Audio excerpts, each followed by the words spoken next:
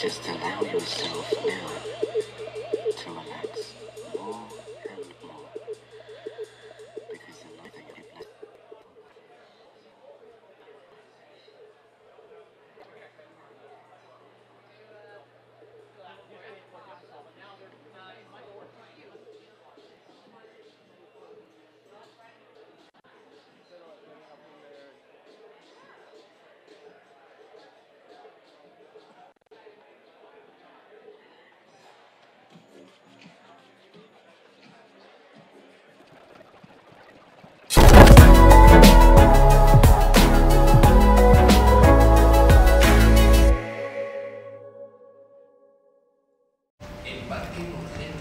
When curiosity asks, what's out there?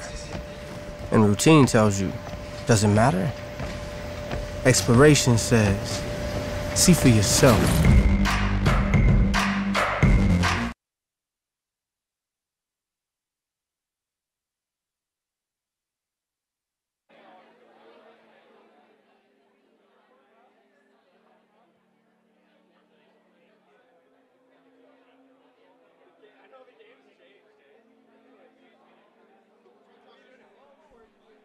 All right, ladies and gentlemen, good morning. We are at the CEC Open Bouldering Nationals 2019 here at Boulder Climbing Community. Pete Wood's here with Elise Sethna, former national champion, sitting behind the scenes for the first time in a long time at a national championship. I'm psyched to have you here. I'm psyched for your insights. We're going to have a good show this morning. Elise and I looked at the boulders yesterday. Elise, what was your first impression when we were looking at the semifinal boulders? They are not easy. I think we chatted with some of the route setters yesterday while we were walking through the problems, and this is definitely the round where it's trying to split up from 20 to 6. So that means the problems need to be hard, they need to be challenging, and they really need to get those top competitors split up. So it's going to be a good show. Absolutely. This is, I mean, the hardest round is a bit of a misnomer. All the rounds are hard. But the semifinal round, as you say, we're trying to get from 20 climbers who are all very, very good at a national level comp down to 6 for finals tomorrow. So they got tested in a bunch of different styles yesterday. They're going to get tested in a bunch of different styles today. We talked quite a lot with the route setters yesterday while they were putting the semifinals up. We have some pretty good insights on the boulders for you. We're going to try and get you as many good angles as we can. Understand that the semifinal round is 8 climbers at a time when things are on fire in the middle. So we are going to try and get as much as we can, and then we're going to stay with exciting action, which means we might miss some action along the way, but we're going to try and get you as much as we can. Right away, we're moving. 10 o'clock. We're on time. So this is Sebastian Powell was saying that he's run 3 separate national championships, and every single one of them has run on time the whole way through. Exactly. So true to his word. 10 o'clock on the nose. We are our first 2 climbers. We've got Zoe Beauchemin from Aleop in Montreal, and we've got Florent Balcez, Flo. He's coming from up the block in Toronto. So 5 minutes to climb, 5 minutes to rest. In that 5 minutes, you're on site. Exactly.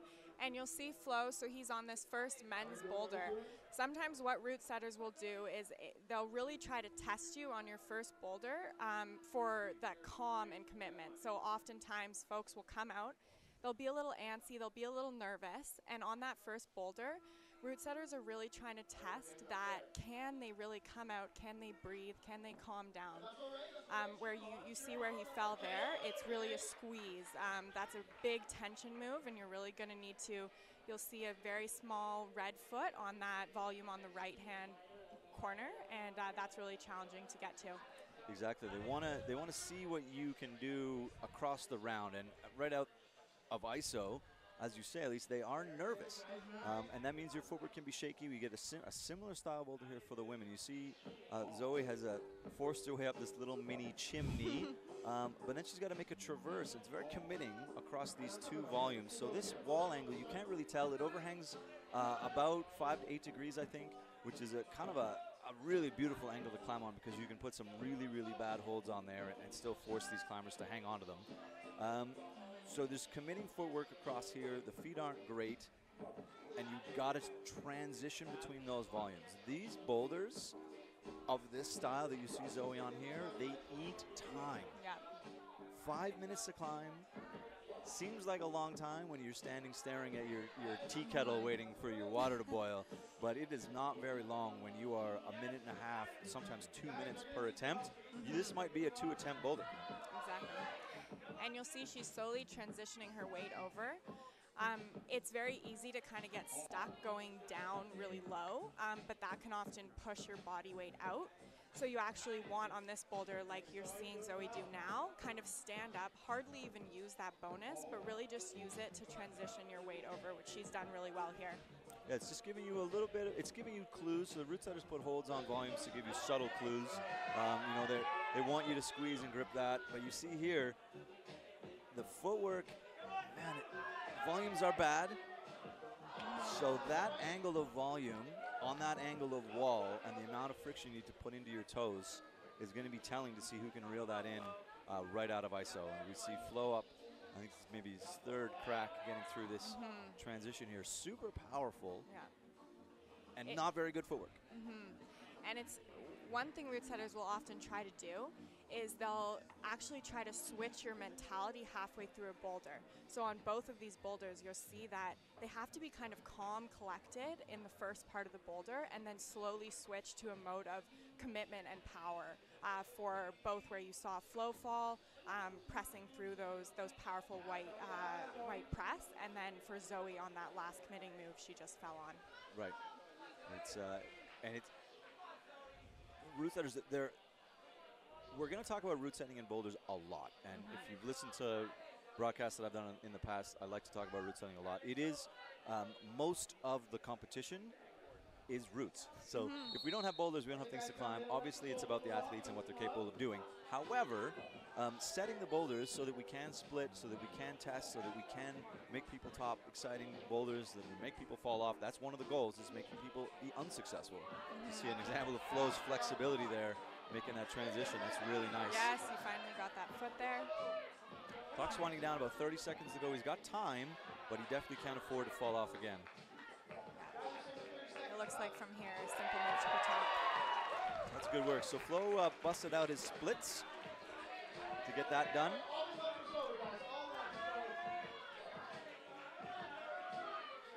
And Zoe, with about 10 seconds to go, got to hustle but don't want to. Oh, so close.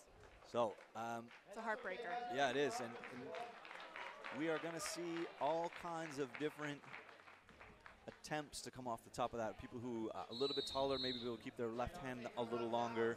Exactly. But the taller folks might have more trouble up front in that chimney section. Absolutely. So that the difference between height, flexibility, mobility, power, all of those things are super, super important. Not everyone's built the same, but they're all forced to climb the same problem. So you need to take advantage of what you're good at.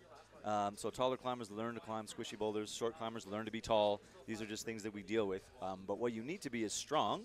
You need to be focused. You need to have good, really good technical footwork, especially through the boulders we're going to see here.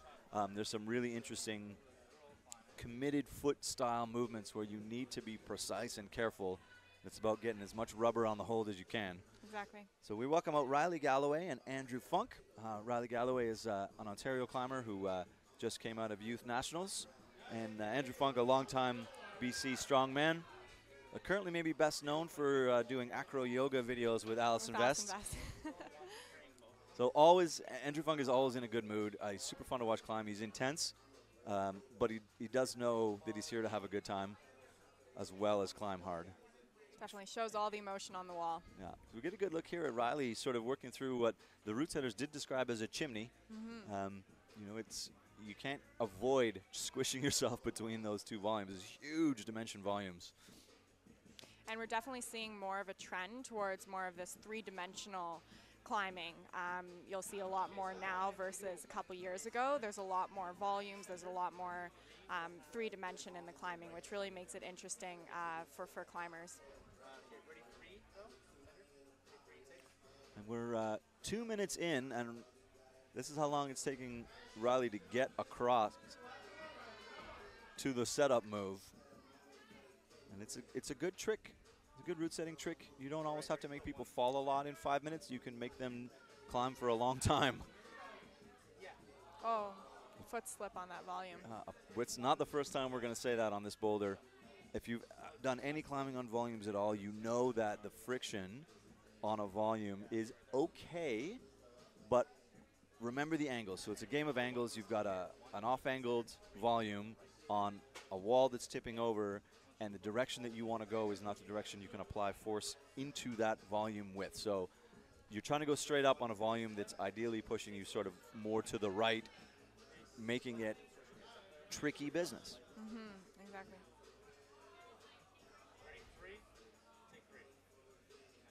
And Andrew having a quick look at the clock. Time management, of course. We'll kind of get into the details of that over the next couple hours. Time management across the round, effort management across the round, as well as in each boulder. You know, what effort do you put in to try and get to a bonus or a zone versus the top versus how much time you have left, and is it worth the effort? 5 minutes rest, I mean, at least you well know, not very long. Not very long at all. And even 5 minutes on the wall for a boulder like this, as we've seen, it can definitely eat a lot of time and a lot of tries. Definitely you can get really excited about the first boulder. You can try it a bunch of times and then kind of lose your energy for the rest of the round. So you definitely need to be careful about how you manage your time throughout that round. See if Riley can get a little bit more secure in her footwork. I mean, you see, these are so close. Pretty talented climbers who are unsure of their footwork. So if you can make a really talented national level athlete dance around on their feet, you've done a good thing. Andrew showing you that first move is not as easy as it might look. I would argue it doesn't look easy. No. I looked at that and thought, that's a nightmare. And we joked as we went through the round with the route setters yesterday. I was like, that looks like a nightmare, and that move looks kind of horrendous. And the boulders have gotten hard. I know it's been a while since I've competed at this level for sure. At least you're only one season away. I know you've been hurt this year, so it's I know it's frustrating to not be able to climb, but you've climbed in this era of route setting. Yep. You know, the boulders are hard. There's no other way to put it. This is not your home gym boulder problems. No. We're ramping it up. Exactly. And there always used to be that one or two gimme problems that used to make people feel, oh, yes. Really nice work. Really good work by Riley. And you'll see the top of that hold is quite good. You just need to really get there.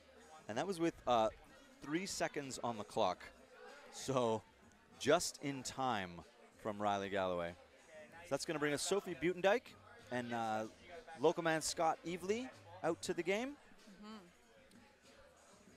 And then we're going to get our first look at boulder number 2 with Zoe and Flo back out after their 5 minutes rest. So you'll remember, if you've seen comps before or been part of a climbing competition, that what we are scoring here is tops and then zones. So the holds marked in yellow tape are the zone hold on every boulder. And then if we have ties in the number of tops and the number of zones from climbers, we are going to go to attempts that it took to get to that top and attempts that it took to get to those zones. So tops, zones, attempts to top, attempts to zone is how we're going to score this. Flo making really good work. Looks like he's going to flash this one. Oh, and a foot slip on that. Gnarly foot slip. And we're going to get a really good look here at Zoe trusting the footwork here. This boulder you'll see is really only a couple holds, and really the challenge with it is your foot movement is actually part of the boulder, and really the crux of that boulder is where she's getting to right now, trying to switch your feet on that middle boulder, middle volume, getting your foot out on the left, and then really trusting your commitment to get to that last hold. What you might not be able to see in the stream is that there is actually a hold on top of that final top. So if you're able to get there, you will likely be able to hold it. You'll see she did a nice little toe hook to keep herself in. Yeah, really good. There. And there is a jib on that left foot. It's quite good as well. So if you can, as you said, that's your fault. You said if you can grab it The you live can stream get there, curse. you're going to stick it. You cursed her. It's good, but obviously not fantastic. But it's a really simple, nice boulder, that women's boulder number 2. Men's boulder number 2 is also a nice looking, there's no tricks to it. You just have to get it right. So some of these boulders are complex to sort out. Some of them are not complex to sort out, and this round doesn't have a lot of high complexity in it, but it does have quite a bit of commitment and super footwork intensive. Yeah. There is a... Bonjour Didi, ça va? Mes amis à Montréal, on va faire un peu de français aujourd'hui, mais pas beaucoup. Avec les nationaux juniors, on a Phil qui est une Québécoise. Moi, je suis un peu française. Et mon ami Elise, elle parle pas beaucoup de français du tout, mais on peut dire bonjour. Bonjour. Bonjour. Donc, on va parler un peu de français aujourd'hui, mais probablement la majorité va être en anglais aujourd'hui. Mais bon matin à tout le monde à Montréal, and I hope you enjoy the show. You see Sophie moving through that difficult transition on those volumes. And this is a good angle here to show you that the overhang of the wall and the angle of the volumes and what it's doing to you while you try and get across there. We'll give you another look at Zoe here, see if she changes anything. She's a little more careful on the switch. She kind of danced the foot switch last time. And a beautiful example of just because you've done a move one time doesn't mean you can repeat it. So sometimes the adrenaline of the first try actually gets you up a boulder, and as you well know, exactly, that the mind shift of, oh, I did it once, you can't rush to the finish just because you've done the opening moves. No, exactly. And sometimes that adrenaline of that first attempt is really what gets you through that first time. And you'll see one thing she did on that. You're looking at the wrong camera. I'm looking at the wrong camera. So when Zoe, you'll see that the first move is actually a mantle, and they do have kind of a trick hold on the left that is a foot. So sometimes it's challenging. You'll see Flo setting up for that final move where his foot slipped last time. There we go. Great work. 30 Great seconds work to go. Flo. So a boulder that looks like it should be quite simple actually climbs quite difficult, and that there is a thought that in years past, Zoe unable to solve the foot switch, that she basically kind of dialed in right away. Yeah. There's this misthought that the boulders ramp up across a round.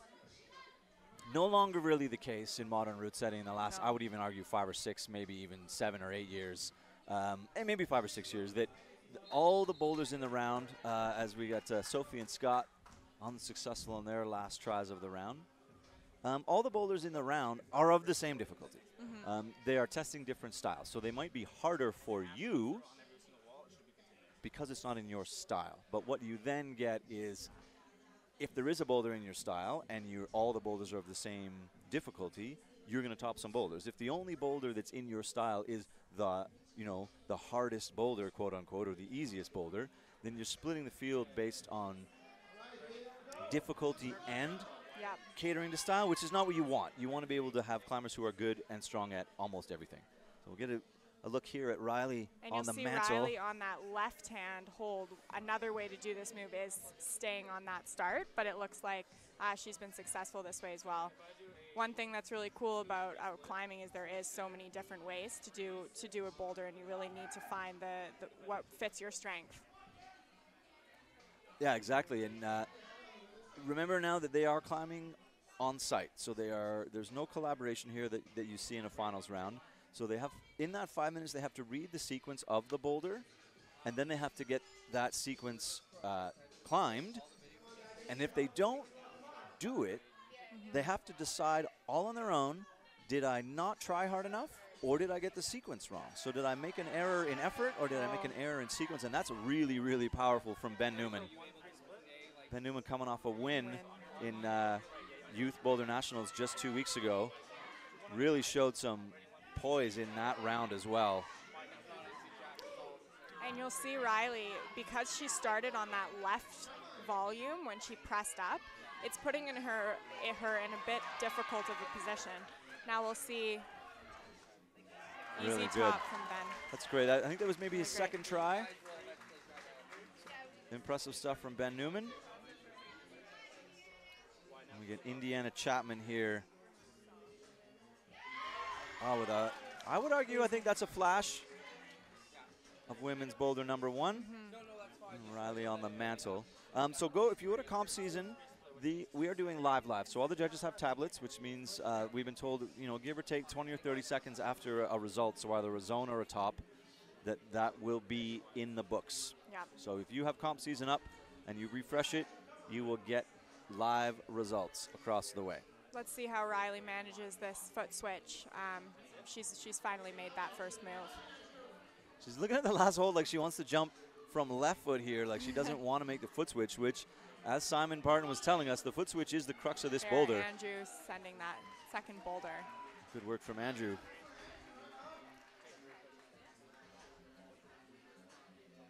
So really only one thing to do, which is get your right foot where your left foot is, but several different ways to make that happen. You look at here, she's trying to throw all her weight to the left, but the only thing to hang on to is all the way to the right. Yeah. So it's a really clever piece of route setting, and it's fun to see it getting climbed as it was intended.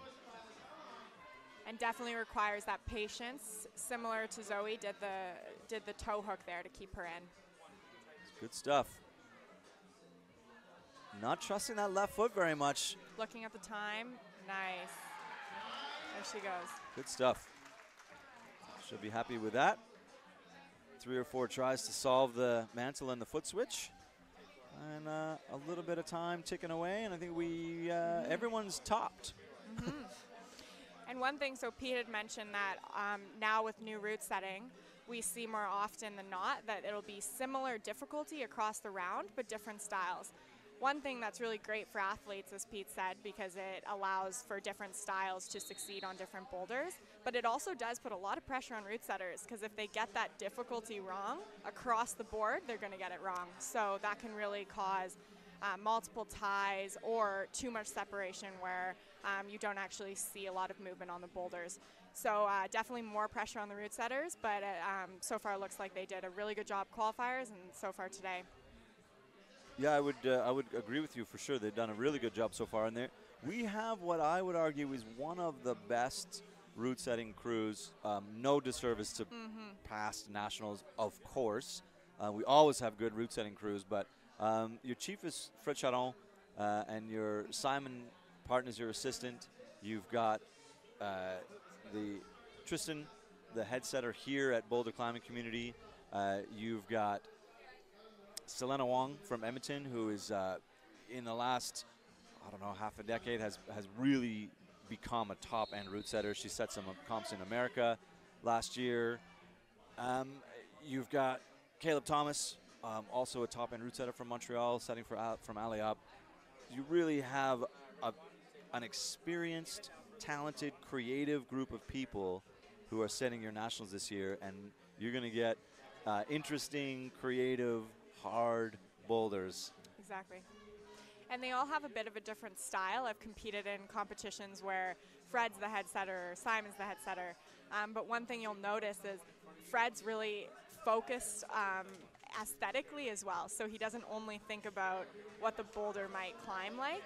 Of course, that's primary, but he'll also look at aesthetically, what does it look like? And we're seeing that a lot more in climbing. It's almost more of an art setting, both an art of movement and aesthetically. Yeah, it's hard to ignore gigantic colored pieces of plastic stuck to a canvas, right? It does lend itself really well. So right out on Boulder 1 here, we got Ariane Sisavath from Bloc Shop from Montreal and Rahul Sapra. And if we scooch on down, see what's going on, we get our first look at Boulder number 3. So we got Zoe Beauchemin, Zobo, and Florent are going to be putting their efforts in on Boulder number 3. Really cool foot sequence here that we're going to see across the morning on that women's third boulder. Ariane making her way through the chimney. It's about 2 minutes. I think the last time we looked at her, she was in exactly the same position. So commitment. So it would be wrong to think that commitment and power are the same things, or commitment and dynamic movements are the same things. Commitment is about making a decision to do something uncomfortable that you know you need to do and doing it anyway. So you don't want to leave the safety of the chimney, but you need to go get it. So, think of commitment in its truest form. You know, are you willing to step out into a place where you're not sure you're going to be successful? Very cool pinch volumes you're seeing Flo squeeze there. Yeah, we'll get back to those. They are they're neat nasty. and so gnarly. Yeah, they are nasty. I touch those things and I would not be able to hold on to them. No, they're really not sweet at all. Scott Evely here pushing through to the zone. It's interesting we're seeing where Scott is on this problem. When you transition through that, all these holds are quite similar.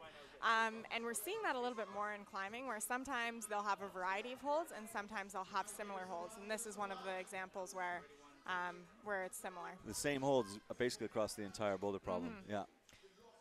Rahul getting that, choosing to campus. And you see where his right foot is. It'll be hard to see at home. There is a foothold screwed under that volume, and it peaks out about a 1/4 inch. So it's there to tell you that you need to put your foot there to make that transition move, but it's not good. And if you just step on the volume, you're going to be in a bad place.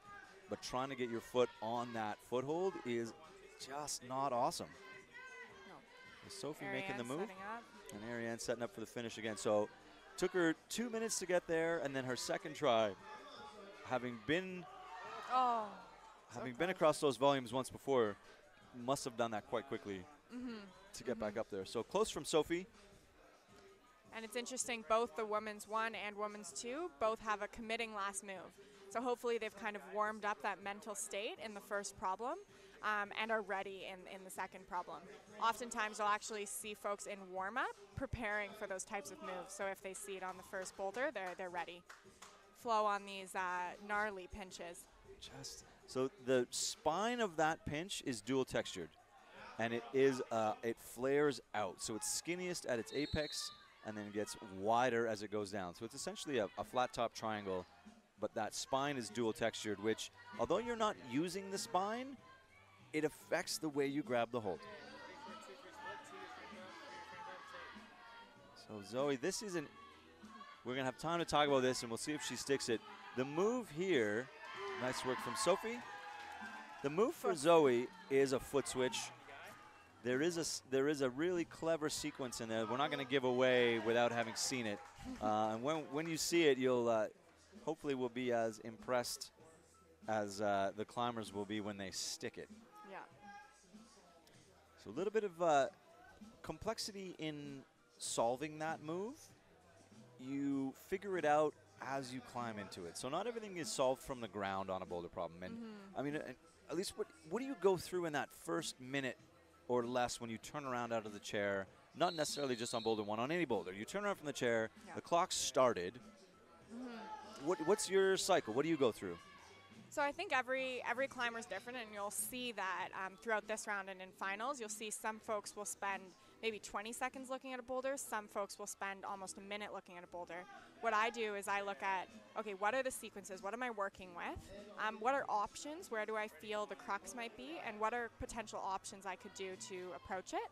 And then I also look at, okay, let's make sure I understand if there's black tape, if there's areas where I can't touch, if there's anything on a volume that's difficult to see. So I know what I'm working with, and then I have to apply, okay, where's my strength fit to that boulder? So what would be the sequence that works for me? And that's a lot. It is. In a minute, and now you've only got 4 minutes to climb, and consider you have to rest between attempts. The boulders are, some of these boulders, if you miss the first move, obviously you're going to get a few more attempts. But if you're climbing, you're only going to get 2 or 3 climbs on each boulder. And interesting question, where's Sean Mccoll? Sean Mccoll, and we'll get into this a little bit later this afternoon and also a little bit today.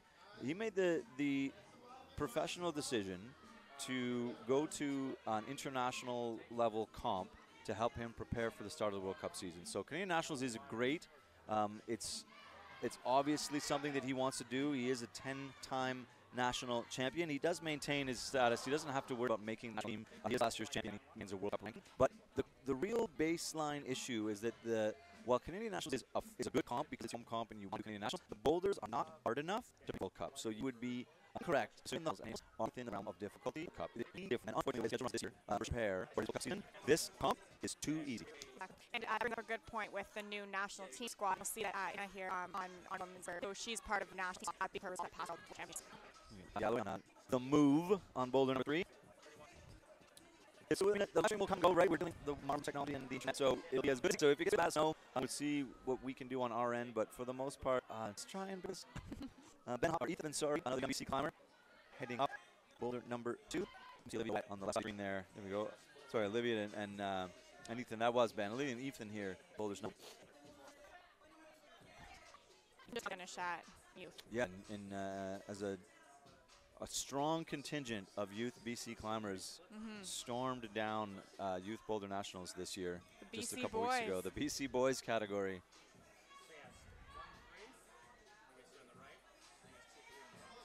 And now you see Riley starting to power out a little bit. So we're now on Boulder number 3, and you would argue that the Boulder 1 and 2 weren't powerful boulders, and yet here she is on Boulder 3, which requires some arm bending, and all of a sudden is from one attempt to the other is starting to run out of gas. And you don't discount the effort they put in yesterday, of course, but the boulders are hard, and 2 or 3 tries plus 2 or 3 tries plus a little dip in adrenaline equals I fall off boulders, and that is what the round is designed to do. Exactly. And often, with this gym, it is fairly vertical, more vertical than other gyms that Nationals has been at, and that puts an interesting challenge to setters to set what's called, I guess, power slabs or power vertical, where they're able to actually create powerful movement on not so overhanging walls. Yeah, exactly, and I think people would tell you that, I do know that there are people that think that Boulder's gym doesn't have steep enough walls to set nationals, and the route setters, oh, look at this. Oh, wow. Oh. Andrew Funk doing what Andrew Funk does, which is squeeze holds and move through them. So I think he was maybe, he got one in his style and moved through the pinches obviously quite well there. But we don't actually climb, we don't want a bunch of overhanging walls. So even in a steep gym, Simon was saying yesterday that they only won one steep boulder in a round regardless of what's available. So having lower angles, it's not, there's only one real slab in this round, and the rest are gently overhanging, which allows these guys to really push to really push style. You don't just have to, the climbers are too good. If you just set small holds on steep angles, they're just going to grab them. So it's not about steep angles. To be powerful, you can be powerful in any environment. Exactly, and it actually, and Flo just on that, you saw him on that final boulder, the double dyno. On the big drive-by. So guys, we're going to try and fix something here to bump the stream up. So it's going to go dark for a minute or so, and then we will be back. So let's try and get something fixed for you.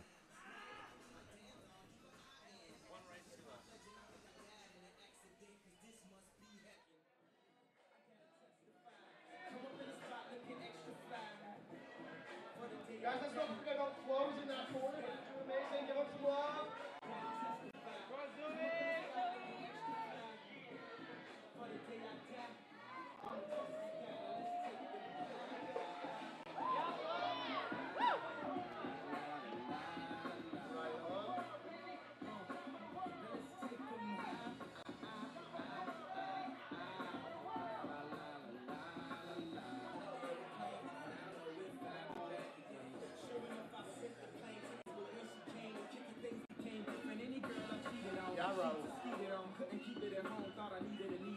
That's all right, man. That's all right. Trying to right my wrong. It's funny I'm saying wrong. Let me write the song now. Okay, guys, let's put it that way. Raul said it's a bad trip, so.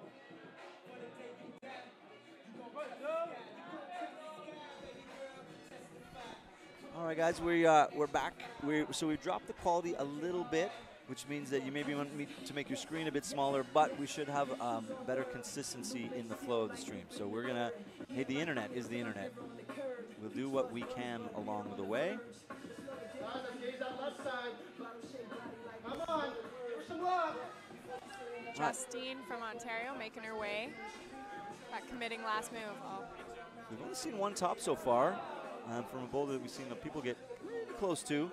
Marianne getting up on that right foot. So this is, the better your ankle mobility is, the better that move's going to be as well. It's going to allow you to get a little bit more rubber on those holds.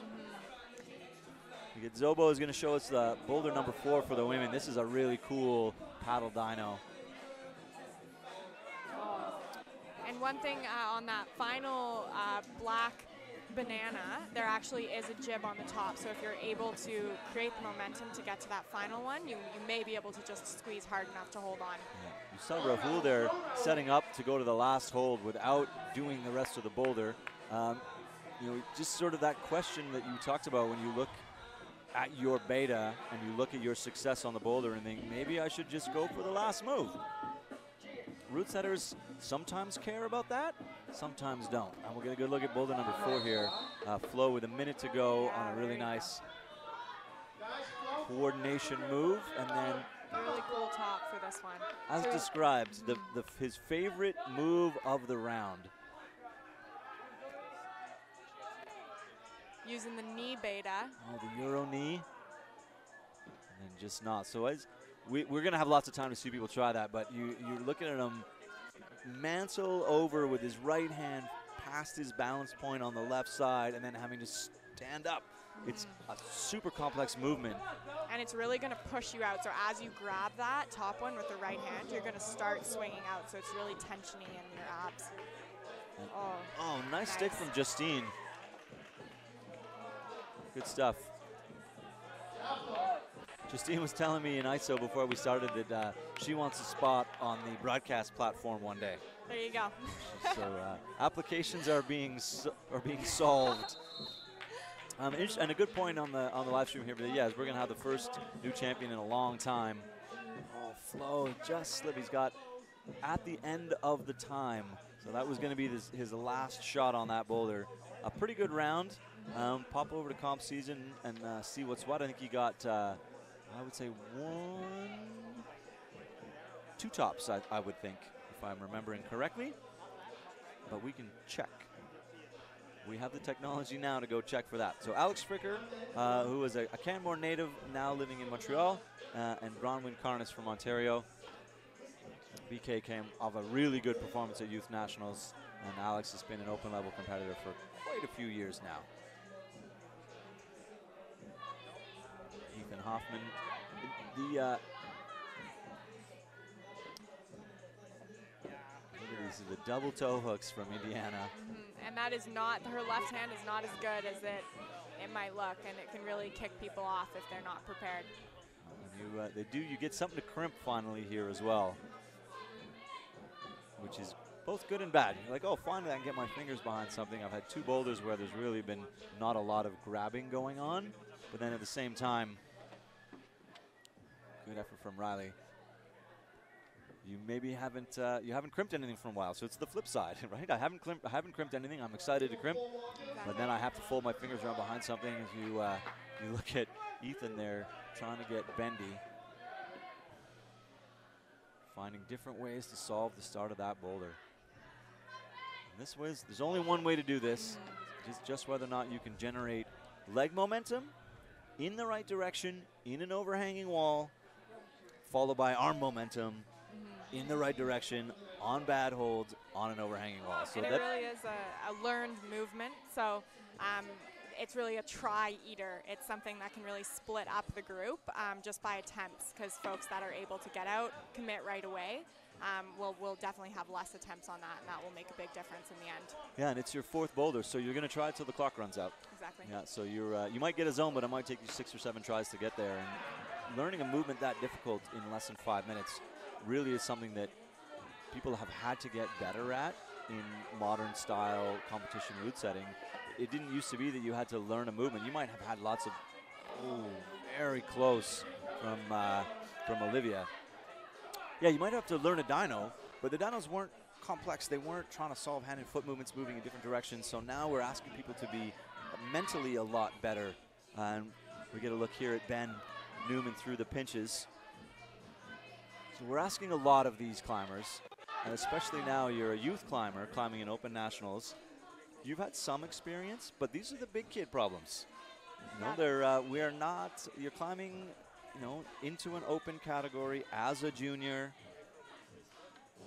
Yeah, Zach, we had, Miles was the champion when Sean wasn't there in 2013, but we've only in the last 11 years crowned 2 national champions. So we are for sure, the subtext of the men's round is who is going to be the first men's open champion in a long time. And we got some players. We'll make some, we might give you some predictions later. We're going to see those guys will be climbing in, you know, about another hour or so. We're going to see the first of the top third of that field come out. And on the women's side, we have an equally compelling story. We had Alana Yip back-to-back, followed by Allison Vest last year, spoiling the three-peat. So, at least you've been back-to-back as national champion. What is there more pressure in sort of, there's 3 pieces. Oh, at the buzzer. I don't know if they're going to give her that. Oh, no, that was 1 minute. Sorry, that was the 1 minute buzzer. So that's a top. I thought that was time on the clock. Really that's a top done from Olivia. Is there more pressure to win your first championship, to win back-to-back, or to come back after having been defeated and win again? Where do you think the pressure is in that?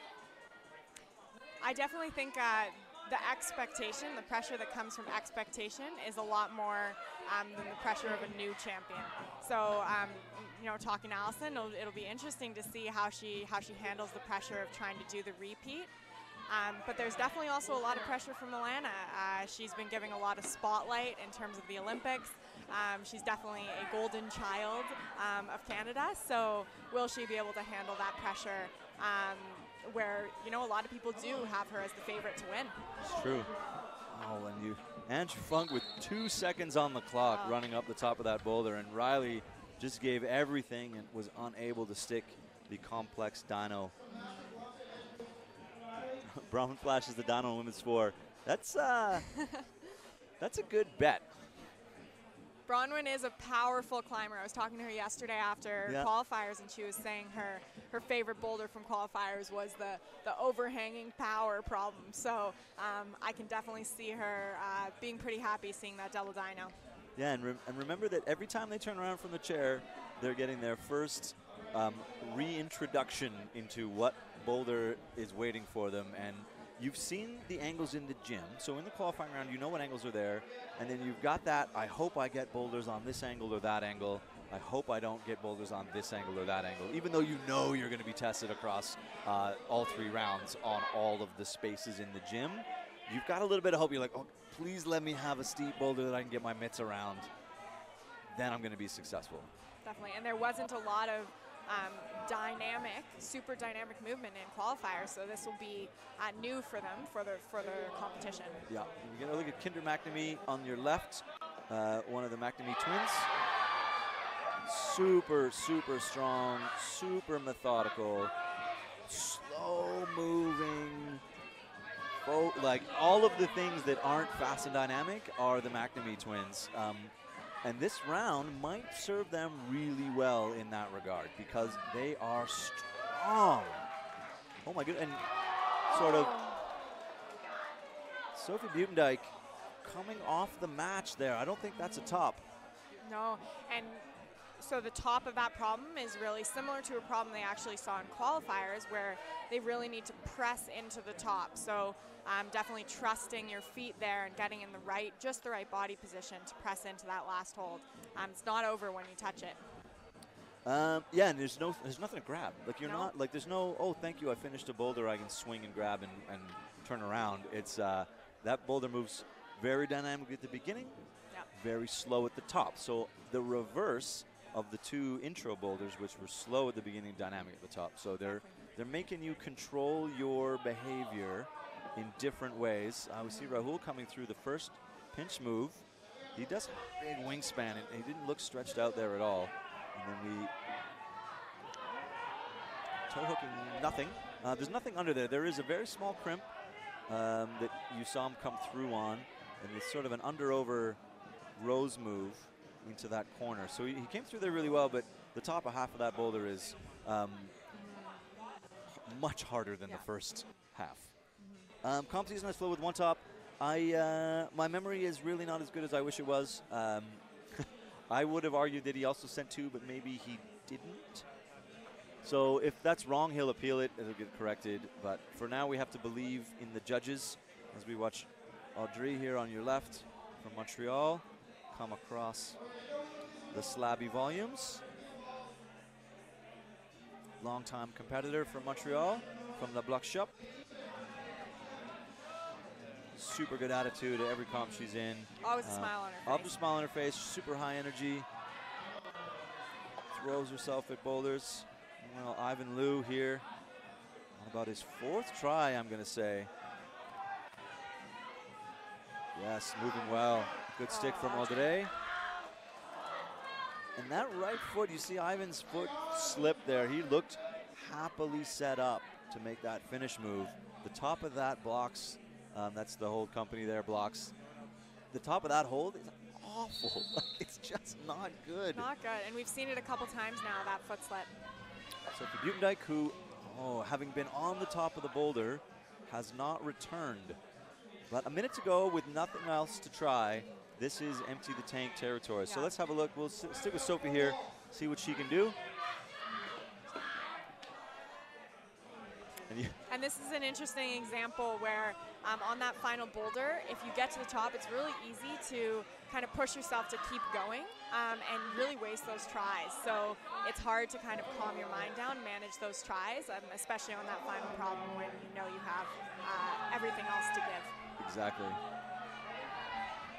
Ivan making sure this time, really psyched, very happy. Tops are valuable in the semifinals.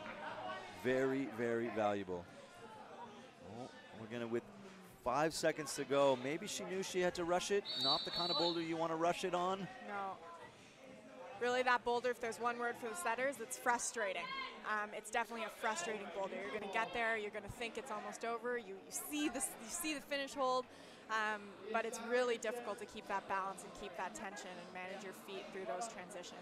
Yeah, you watch climbers get, they get a little bit excited. When the final hold is within arm's reach or within a small movement, even when you know that you need to be patient, the route setters, they've got you. Yeah. You're like, I'm going to go get this thing. And then you need to be always aware of all the other factors they've put in front of you. What is the footwork like? Can you rush it? Can you not? How are we going to get there? So there is a really beautiful expression that I picked up from a longtime friend of mine and world-class route setter, Tonde Castillo, who said that there is a line between what you have to do and what you want to do. Exactly. So the route setters will tell you what you have to do, and you'll get stuck into what you want to do, and they don't always align. So, and oftentimes you know what you have to do, but you'll get stuck into thinking, oh, well, like on this problem that you'll see on the yellow banana there, it's easy to just want to jump with that left foot. But if you do that, your success is not going to be as high as if you really calm down, focus on that foot transition, and know that it'll be worth it. Exactly, and you get this, what if I'm just stronger than the route setters were clever, and I'm going to do what I want to do anyway, and I'm going to go up left hand even though I'm supposed to be right hand, and then, no, you're not. And then you do it again, and then you do it again, and now you've taken 3 tries doing what you want to do, even though what you were supposed to do would have gotten you to the top of the boulder. And sometimes it'll work, and it'll be one of those miracle moments, but oftentimes it's not the case. No, we're getting a good look at, we're getting a really good look at Zach Richardson trying to, I mean, really get inside out on the start of this boulder. It's awkward. He's a big dude as well, so a big man in a small space at the beginning. About 2-3 minutes to go. He's a strong, young climber. And I will be surprised if he doesn't top this from this point forward. He's coming off some great international youth results as well, having made the finals in the World Youth Championships as well as winning the Pan American Games. Yeah, fantastic last couple seasons from him. I think you'd be surprised where he qualified, at this point in the field, but it's just have to get here. Exactly. It doesn't matter if you're 20th in semis. If you top all the boulders, you are going to make the final. BK setting up. Oh, looking as confident as anyone on that left foot. However, not enough extension. So we're cleaning some blood off the hold here. This is part of route setting. This is their job to go back in and fix some, get the blood off, get the chalk back on there. Alex Fricker. He's definitely a screamer. Yeah, I think you can probably hear that. Yeah. The Alex Fricker scream. Good top from him. So Alana Yip, she qualified in first from Qualifier, so she flashed all boulders. So we'll see her coming out last in this round. So it always, semifinals will run opposite to your ranking from qualifiers. Yeah, if you go to comp season or you go to the CEC event site for this Open Boulder Nationals, you'll see the running orders, and I think the times are actually even on there. So go have a look. The information is there. With a minute to go. Brahman keeping that toe hook to keep her on. Almost slipped out there. Yeah, a lot of left foot, no left hand. And this is, I mean, you can't move quickly, but you need to move dynamically. This is one of those movements where you really need to balance that calmness with being committed, which is often quite hard for competitors. Very hard, I would say.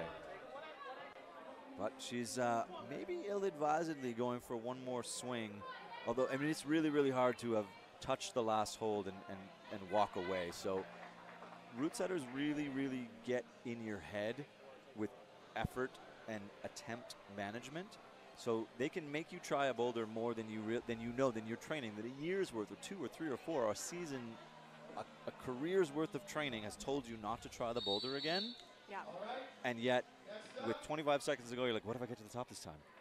I can't live with myself through the rest of the round if I didn't try one more time. And that's just a combination of route setting and the style of the boulder to your style of climbing and how much energy you think you've got and what you're gambling the last 2 problems are like. Yeah. And that nervosity that you're going to come out with, that can also fog a little bit your judgment. You know what you have to do. You've trained for this.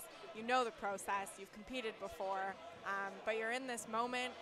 You think you might be able to do it, and you know, although it might not be the best idea for how much energy you'll have to save, you're going to do it anyway. I know this is a bad idea, but I'm going to do it anyway. I don't care what you say. Oh, wow. We're seeing a upside down start. Jacob Elliott. So, and this is, I mean, we're going to say it 100 times. This is the route setters doing exactly their job. Should I face outward? I don't know. I'm all by myself. I've just got, it's hard, it's weird, it's awkward. I don't know how to start. Now it's 3.5 minutes in, and I haven't got off the ground yet. Maybe I should go backwards, which is definitely not the right thing to do. No. But you're starting to try. Ooh. Look at that. Kinder electing to go on the heel hook, which didn't give him enough to get to the finish hold. Kind of a uncharacteristic quick decision from him. He put the heel on and went dramatically, and that's not usually his style. Oh, left hand up. It's new. It's definitely new. Justine she's been looking frustrated actually on every boulder. I don't know if she's not feeling herself today. She's just, I mean, they're all strong climbers.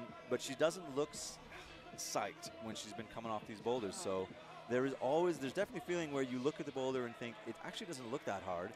I should be doing it. Everyone's going to send these. So how do you get out of your own head? Exactly. And it is really challenging to carry that emotion through a round. And you'll see the best competitors are able to kind of shut it off after each problem. Even if they might have taken an extra couple attempts or not been able to get that first boulder, they're able to shut it off and go to the next one.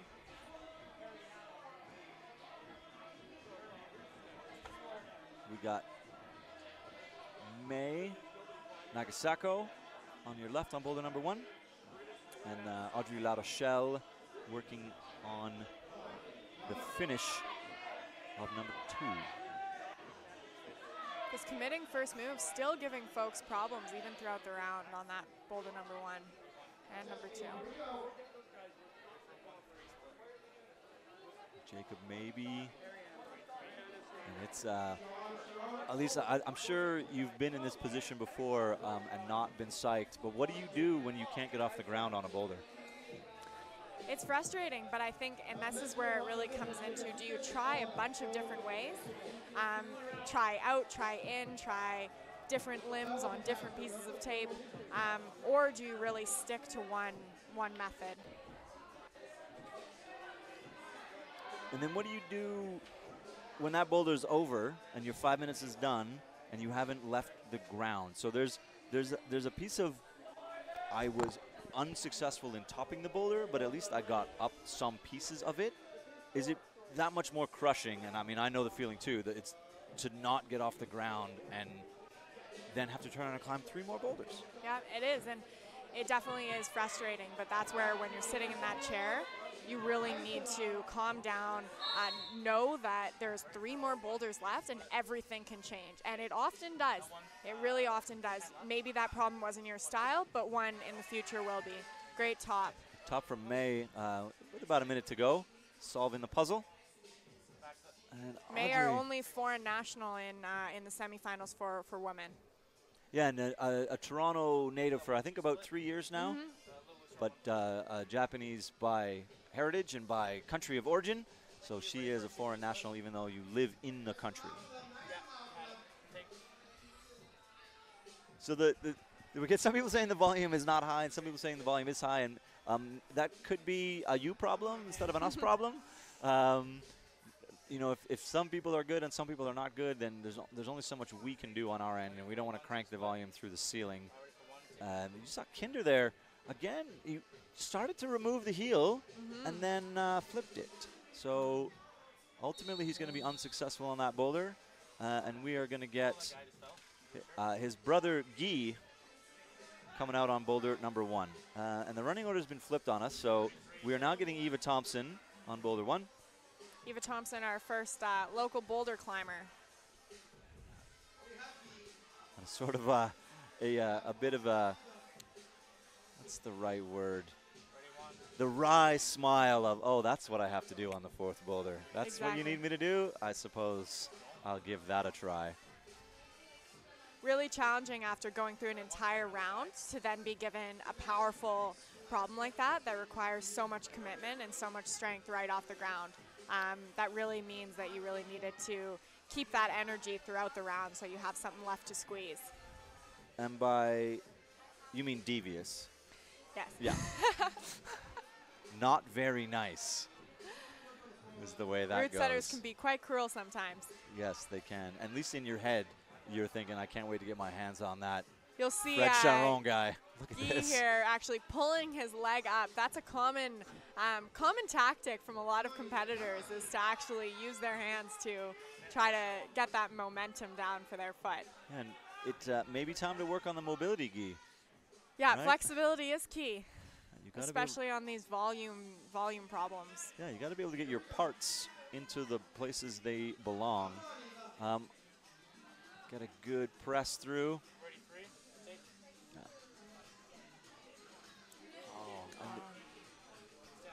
So a tricky leftward moving. You're leaving from a toe hook. You don't have a lot of push on that boulder. Does make it a little bit more spicy. Eva making her way through that transition.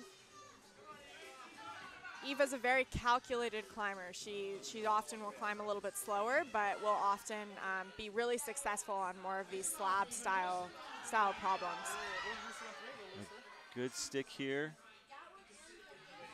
This is really where now he needs to calm his mind down, calm his body down to get this transition. As he's putting his hand up. Yeah, there we go. Oh, that was the closest we've seen that move so far. Yeah, that's exactly what we talked about, is that you're actually coming, that right side of your body is getting farther and farther away, and yet that's not what you need to have happen. So a lot of core control to get through that boulder. Exactly. Indy, really close on that one. You'll see her right hand just missed that jib on the final black banana there. So precision as you move through that quickly is really challenging for competitors when they do the coordination movement.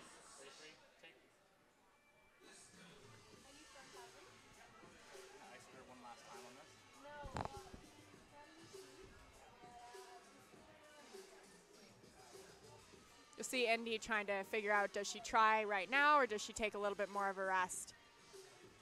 She knows she needs the power. She knows exactly what she has to do. So we had that technical pushed us out 5 minutes is what happened there. That's why we should see the order is correct. We just need a gap.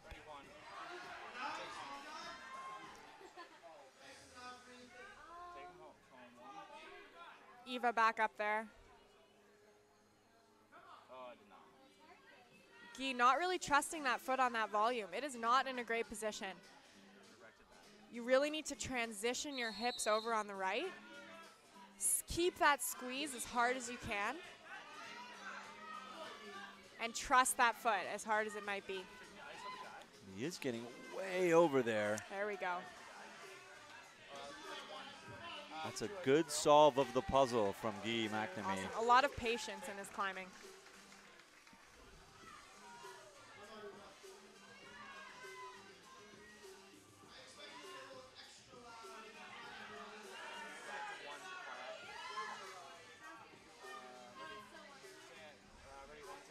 Oh, Eva almost losing herself there.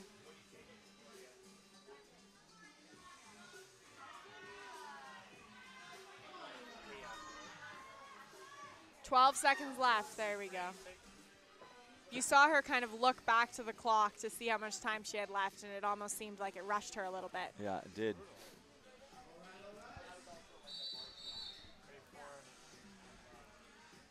And that's going to do it for that 5-minute chunk.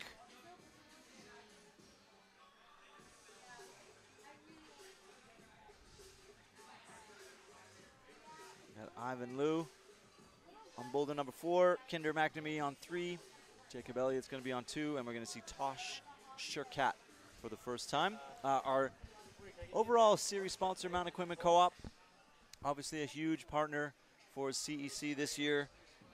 We got a North Face, Lululemon, Satva Climbing, and Outdoor Research, top-end sponsors for us. And we got, you see Alex here electing to go under on the cross.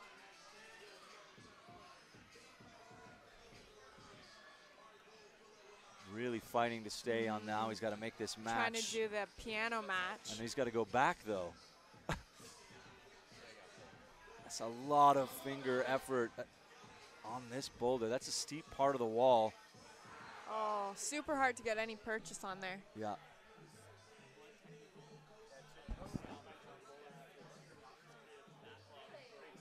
By 1. Yeah. The route setter's just talking to us now that there was that blood technical on problem 4, which has caused that 5-minute delay. Okay, by 1 on both sides. No, I think, well, okay.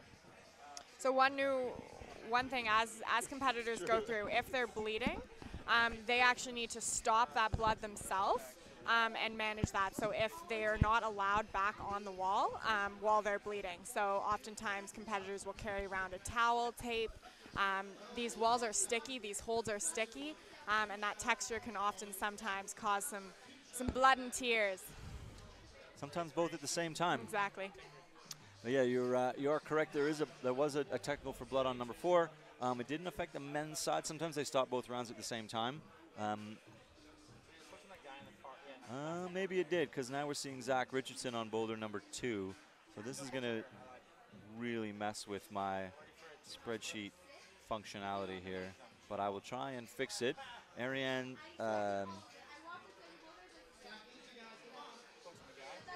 we got Ariane now on boulder number 4. So I got to back my list up 1.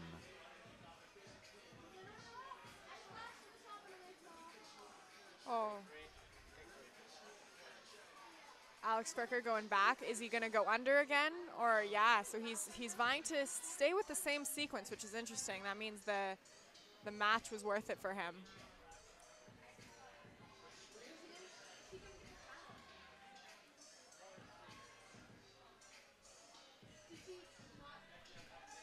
Super challenging as you move through this. Once you capture that next pinch, it's definitely not over. And we saw Andrew Funk even early in the round. I think he's got the highest on this boulder.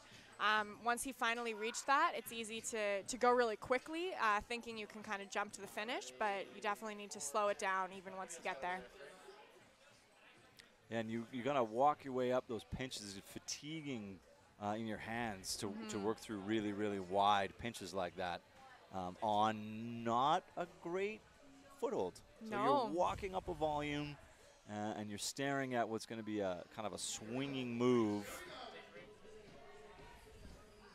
Really good at Ivan here. See if he can get with about a minute to go. There, and you'll see, yeah, just pushing him right out of there. We haven't seen any guy get through that yet. It really just pushes you out into a barn door, and you really need to keep that core super tight as you move through there to get that foot up. Definitely mobility training helping with that one. Hopefully anyway, right?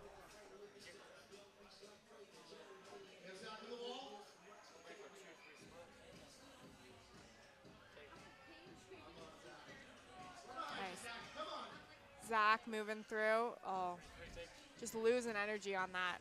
This might be Ivan's last try. He's looking for the clock to see how much time he's got. When the clock hits 0, there is no plus time anymore in any round. So when the clocks are 0, if you don't have both hands on the finish hold, you are not getting the top. And you can't rush this, and he wants to, but you got to get a left foot up. He needs to try to turn that knee in, and you saw as he turned it in, he was falling off, so he tried to get his left foot up, but it's really about keeping that core tight, turning that knee in left, and then getting your foot up. So there's almost 2 parts to that movement that you just can't rush if you want to be successful.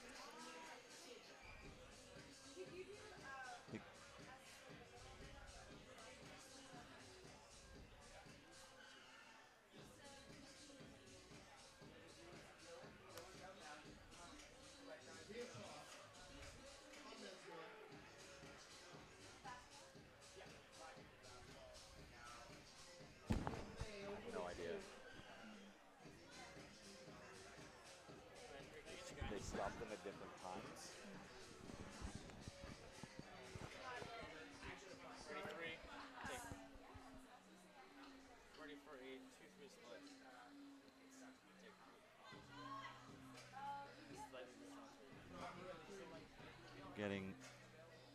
See what Kinder can do on the left side of your screen.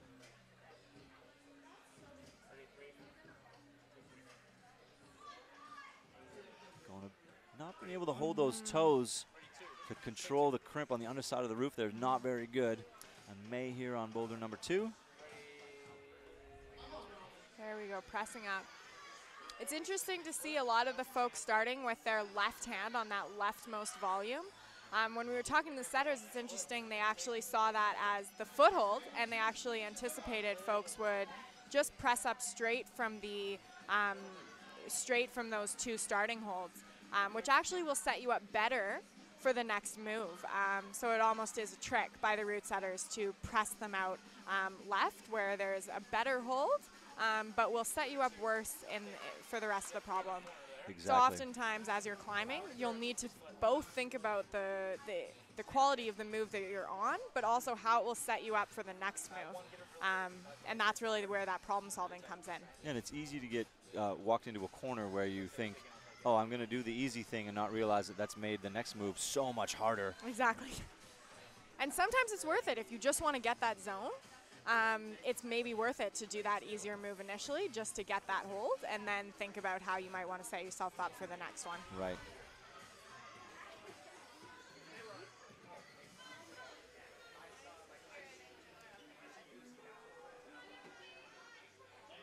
Really good. She's slowing herself down. She's getting ready for it. And now she'll need to power herself back up to commit herself.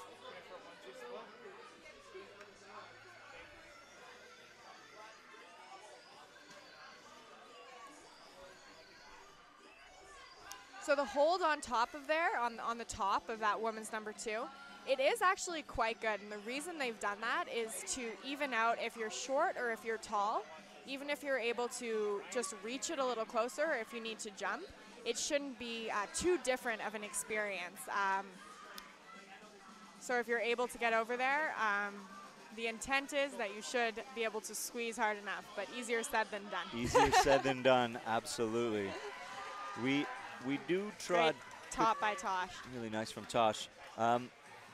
In the open level, if you're short, you just have to deal with it.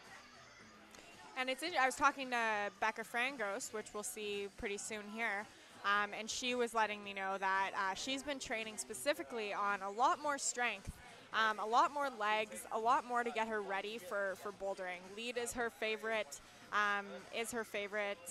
discipline, but recently she's been working on it so that her height isn't so much of an issue in bouldering. Yeah, and she is definitely one of the shorter climbers. You see Mika Hassoy here on the left.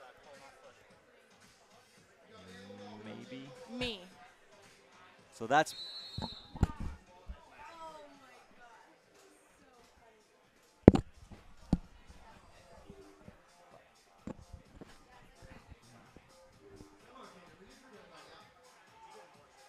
You see, it's almost sort of a two-stage, right?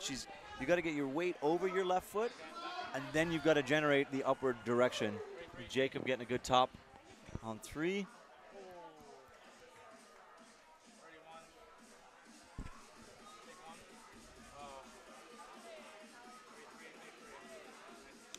Oh, nice. We're seeing Bronwyn set up.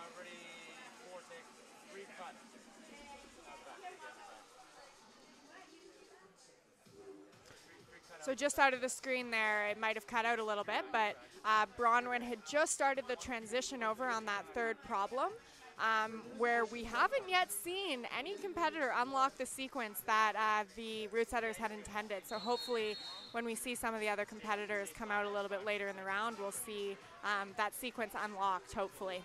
Yeah, I agree, and we're getting to about half the field, so we're getting to the top 10 for the men and the women here, and they're going to show you what these boulders look like.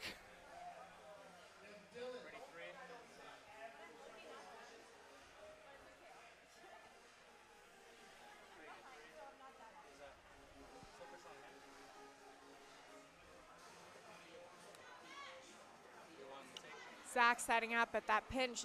You almost need to wait, be a little bit more patient on those pinches, even though you don't like them, because you're going to need to be high on that pinch in order to move over. We're seeing Becca on that first problem. Really squeezing into that chimney. It is not comfortable in there. No. No. I've been doing a little bit more trad climbing this summer, and I can tell you that the chimneys are my least favorite. And I would not expect to see them in a competition, but route setters are definitely getting more creative. Yeah, and they'll sometimes throw a crack climb at you. They'll set a couple of volumes close to each other. There was some crack technique to be used at Youth Boulder Nationals. So you'll see Guy's actually leading with his foot on this problem, which will make it more difficult, but he has managed. And just missing. Just missing it. Audrey. There we go. Audrey La Rochelle getting a top on boulder number 3. The crowd is psyched. And as we see Eva topping number 2, things are happening. They start to happen quicker as we get into the top third of the field. Becca slowly moving across the volumes. Meanwhile, other people are throwing down on the grab and squeeze boulders.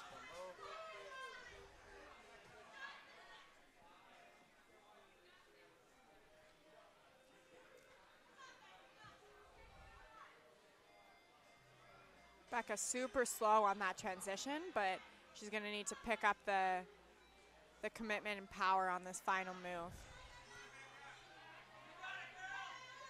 See if her strength training's paid off. Second guessing where she wants her feet. Insecurity is a hallmark of route setting. Can I make you feel like you are not doing the right thing? In the background, we got Dylan Interesting. She tried to grab the bottom of that volume, thinking that maybe she could balance there. But really, it's about that commitment. You need to go all the way and just try to grab that top good hold. What do I want to do versus what am I supposed to do? Exactly. And just as you hold on there, even though you're balancing on those volumes with your feet, you're still tensioning quite hard with your hands. So you're wasting quite a bit of energy. Oh, so Justine. close. Very close. And Guy again, I mean, it's humorous that him and his brother climbed so similarly. So the sort of only two of 10 climbers to have choose to use a heel hook in a place where you really shouldn't, which is a bit, I mean, they climb very similarly, but in this instance, it's led them down. We get Alex Fricker into the crux of the last boulder of the round. Is he able to transition that knee? Oh, look, and you'll see he just barn doored right off of there, and that's exactly what the setters had intended. Even the way you saw him fall, he's just oh. off camera. He's stretching his left hip out. But yeah, that's a barn door to the point where he was still spinning when he hit the mat. Yeah. With about a minute to go, Becca taking that slab rest, which is interesting that, I mean, you know that it takes you a while to start the boulder, but it's not really restful to be on your calves and your toes in that position. Safer than resting on the mat, but go. Zach Richardson, he moved through that first pinch, but got stuck on that final one where we're seeing a lot of competitors come off. He's going to walk away. He's going to try one more time with this low heel. It really does need to be a toe. It doesn't feel nice to put your toe on top of there. You feel like it's going to slip, but it will set you up better. You see, I think he was hoping he could just sort of do oh, there's Justine. She made the dyno, and now setting up for that press finish. 10 will seconds she be to able go. To get her feet over. You've got to reset your body underneath here. Oh, that's really frustrating.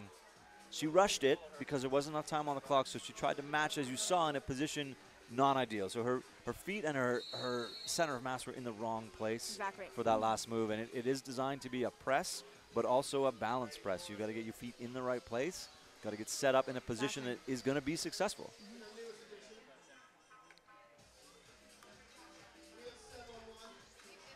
Seb Lazur coming out.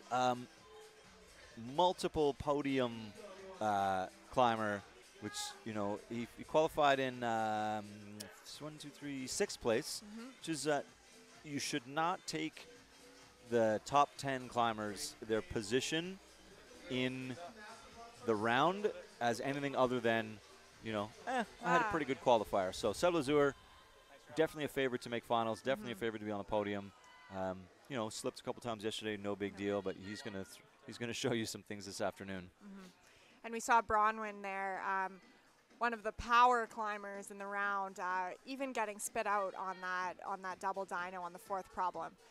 We had a comment in the stream about betting whether she'd do that first try, so I guess that bet is closed. Yeah, so that's how do you double or nothing? Double or nothing. So I'm still up. Seb actually owns his own hold company. So what we're seeing a lot more recently is climbers actually studying the style of hold. So they will go to different gyms where different styles of holds are. Block shop being one of them, where they do have that setting, where there is a lot of volumes, there is a lot of this dimension.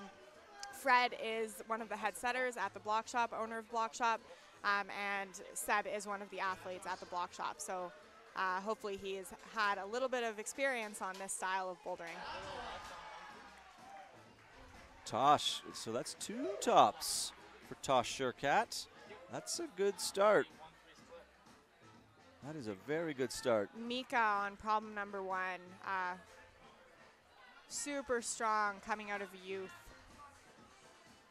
And just staring at that, like, I don't want.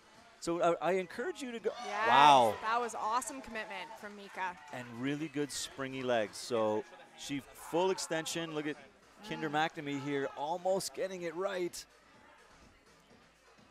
Oh, he desperately wants to get that foot on. And, I mean, you saw him yanking his pant legs on boulder number 1. It might be the method. Yeah, Seb Lazur, who I would have bet money was going to flash this boulder.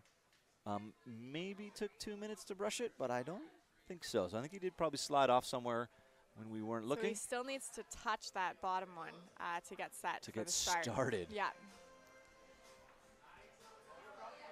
They really want to make you, these setters want to make you uncomfortable right out of the round. They are doing an excellent job of that so far. No one has looked happy starting this boulder. No.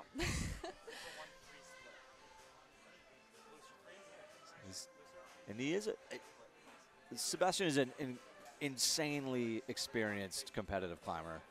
He's going to move carefully. He's not going to make any rash decisions across the start of this boulder. He's just going to know what holds he can grab and what holds he can't. Although I would argue that this is non-ideal footwork. No. He's got to make that transition to the zone and turn it into that layback. So challenging to get your foot in there and really trust it on that. And his right hand is a foothold, so the route setters didn't intend for them to use that lower half moon, but a bunch of them have.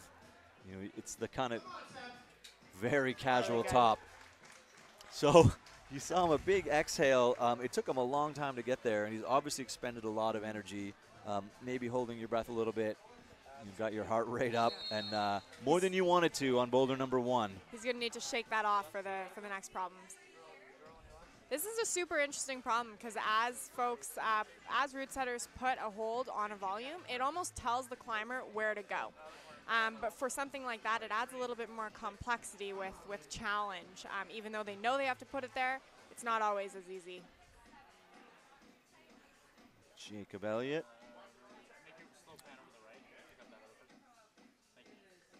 Bronwyn setting up for that dyno again.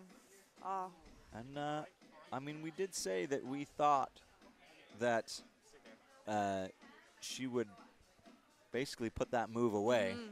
So it is difficult. We watched the route setters try it, and they were not always successful at it. And those are some really, you know, the route setters are good climbers. They have to be. Someone asked during Youth Boulder Nationals if the route setters have to be, you know, be able to send the boulders. They don't have to be able to send the boulders. They have to be able to realize what's possible, what's doable, what makes sense. They have to be able to manage around. So there's a lot of science behind route setting. You obviously have to be strong enough, and you have to people on your crew strong enough to do individual moves and do moves that are linked together. But not always do you have to do the whole boulder in order to make a good boulder. So no, they don't all have to climb V13, but they all have to be pretty good. Becca Frangos. Becca, and we have Alyssa Weber coming out on problem number 1 for the women, and Nathan Smith coming out for the men.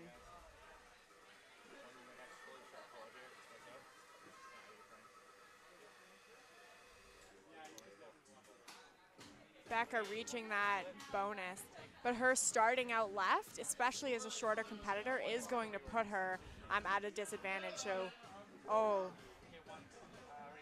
Zach Richardson jumping for the top there.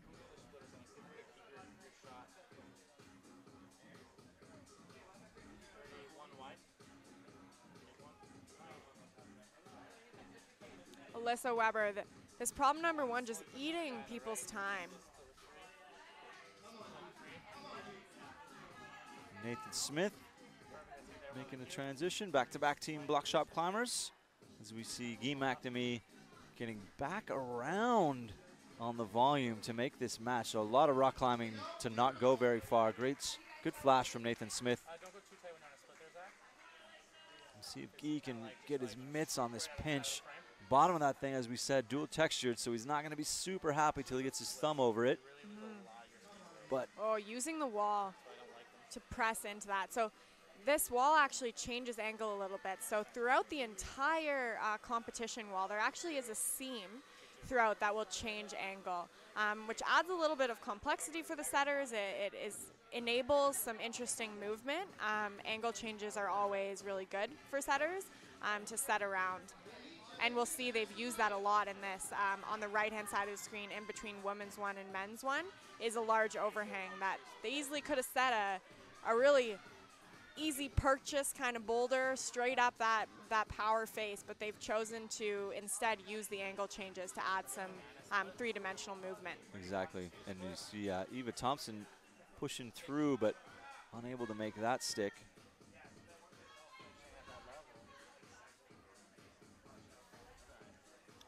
Alyssa is a competitor that loves the power boulders. So this slow movement, I know she's been working a lot on her movement, so and her flexibility, which she'll definitely need in this round.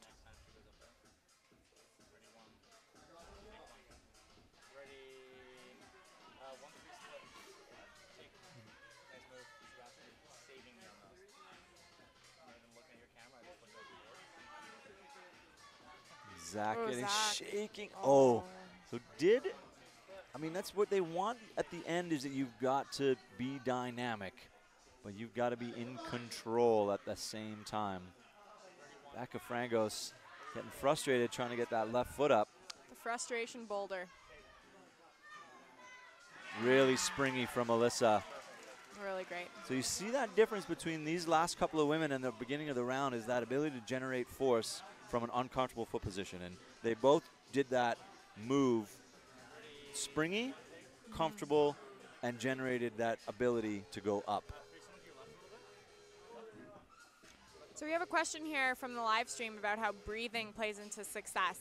So that's a really good question, and as you see a lot of these transitions from really powerful movement to really slow movement, breathing will play a key part for competitors and how they manage that transition from their mental state of being really, really ready to commit to being slow, calm, balanced, and you will see them almost time their movement with their breathing. I'll give you 3 guesses who that question came from, Elise. That's my mom's. Hi, Mom. I get to say hi. I think this might be the first time I get to say hi, Mom, on camera. Hi, Mom. And an excellent question. Yeah.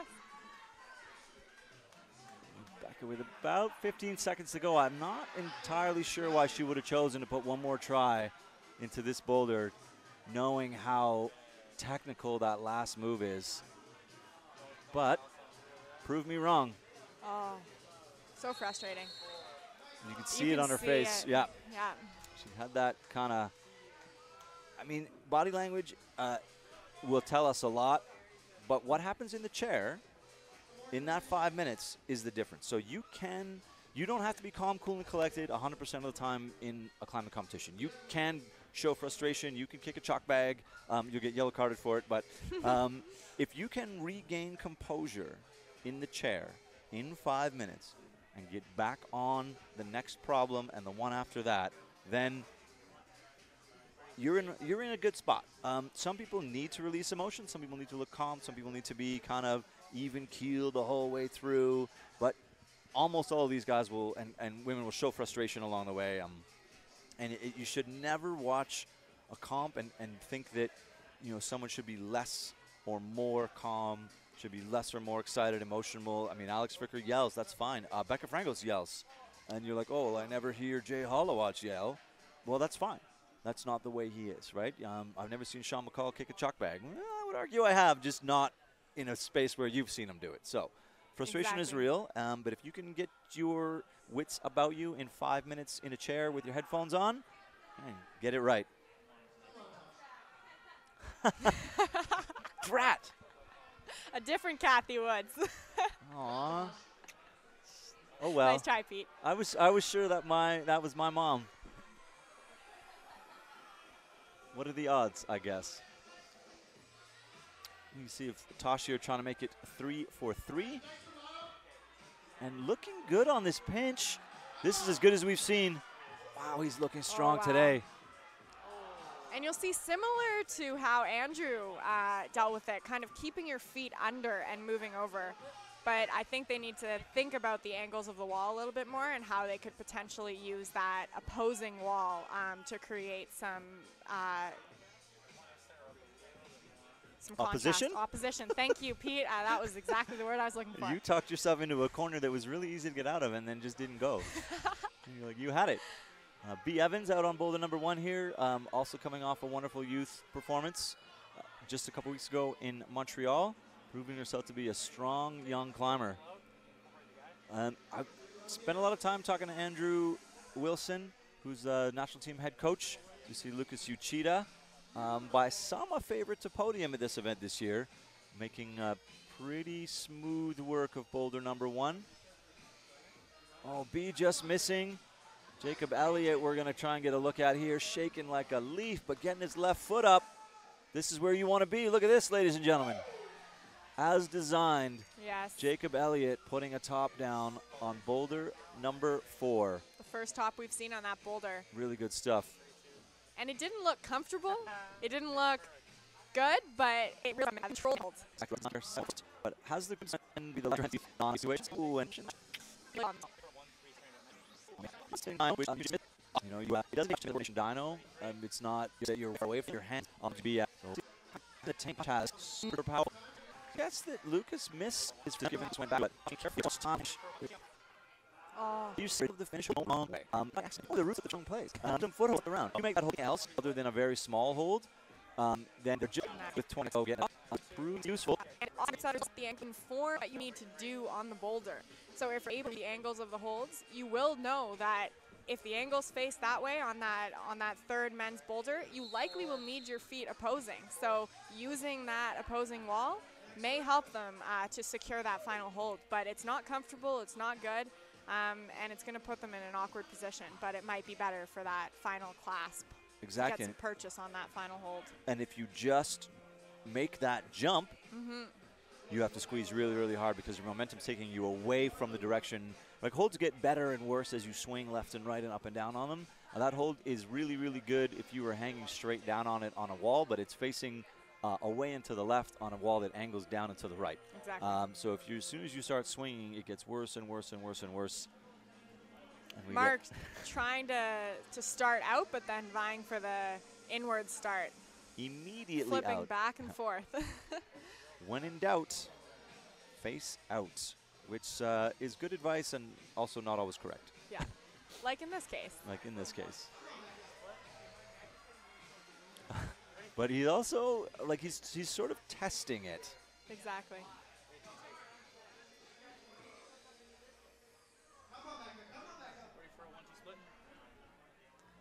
So Alyssa getting set up for that last move. And Doesn't want to switch her feet, but knows she has to. Yeah, Nathan Smith working through on the right side of your screen. Going backwards to go forwards. Nice work from Guy. Will he be able to commit to that final move? The question of the day. Oh, yes. Oh, wow. Some serious mobility. Really good hip turnout there. And then, as you're going to see, yes, really nice commitment to stand up. Wow, that climbs really well. That as designed and favorite move. I think actually gives me chills. I think that we heard Simon Parton say my favorite move ever. Yeah, he did say the that. word ever. Mark Dirksen, who local climber and has come on in the last, I'm going to say, just 1 year. This is definitely his breakout year. But getting really twisted on that start. He was talking to me yesterday. He has been feeling a little bit sick leading up to this competition, so hopefully that isn't making him shaky, but he did mention in qualifiers he felt good, so hopefully he's over that. Eva sticking the dyno while we see Leah Wachowski on boulder number 1. So Eva, all limbs in play, getting forearmy. She is a super bendy climber. So getting through here, she'll be okay. And it's a question of, nice work from Leah. Super tensiony last move. Let's see if she can secure the final spot. She still has 2 minutes on the clock. So you see, basically that sort of banana split, that left toe hook that she's looking for is basically non-existent. And you need to switch your feet here, and you just don't want to. And with only about a minute and a half, what do you think? If you're a judge, do you give it to her? Definitely not. No. So it's no longer 3 seconds. It's not 1, 2, 3. It's did you show control? Are you controlling the hold? Have you stopped all your extraneous movement? Are there any limbs swinging around? Got to match. Got to show control. Eva will be, I'm going to go ahead and say disappointed but with hopefully that. She'll give it enough time that she'll be able to rest and not just jump right back on there. Yeah, minute 10. you're either going to let it wind down and take one more crack, or you're going to take one more crack with a safety net. Safety net can be dangerous because you don't get enough rest leading up to it. Yep. You got to read your body. Mark probably feeling pretty frustrated here. Still hasn't figured out this first movement. Yeah, and he'll be in his head right now with a minute to go. He'll be sure that the guys in front of him have done this boulder. Eva setting up again, seeing if she can get to the top. Oh. And then the energy that you need to do this dyno, and it's the end of the round. You've already tried it a few times, but full effort, Eva Thompson. Oh, she's going to be disappointed with that. Is she going to give it another try? She knows. For sure, one more. 30 seconds left. Could she race to the top? Oh. Mark Dirksen getting... Just trying to get that bonus probably by now, but no. He's a big man in the small space, but that speaks to mobility as well, that if big people can be bendy. So every comp, I would argue, I'm sure maybe you would agree, every comp that you compete in, you learn something about yourself and what you need to improve on. Thanks, Mark. Wikowski. I was throwing more of a spin. Wikowski. We now have Allison Vest out on number 1.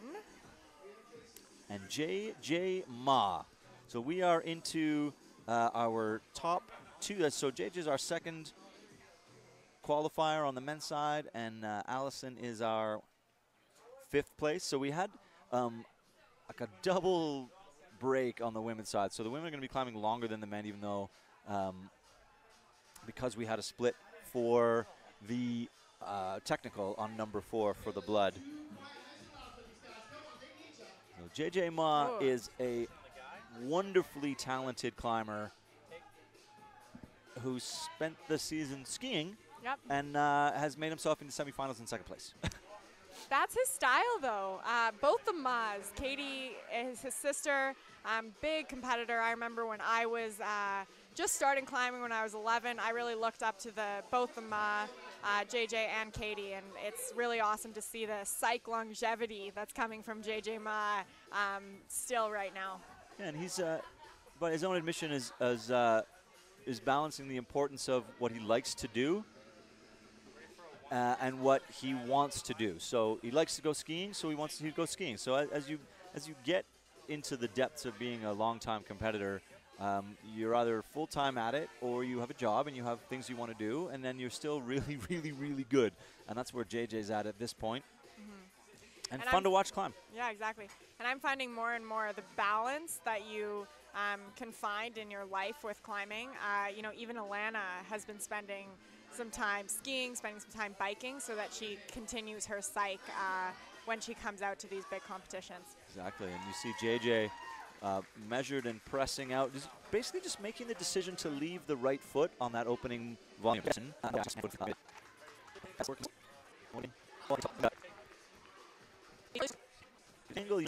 When you drop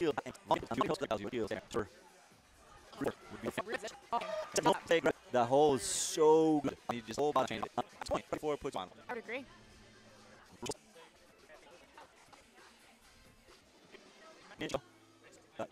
Back up on boulder number 2 and this is let it run that you for. You can squeeze to move your foot over. A little surprised that in order to be successful. So it's very mock times, but the rules say that if you go to the ground with your feet low, everyone leaves first. Uncomfort. Top of my of as and it's my time. So I'm a fan. Love the way this is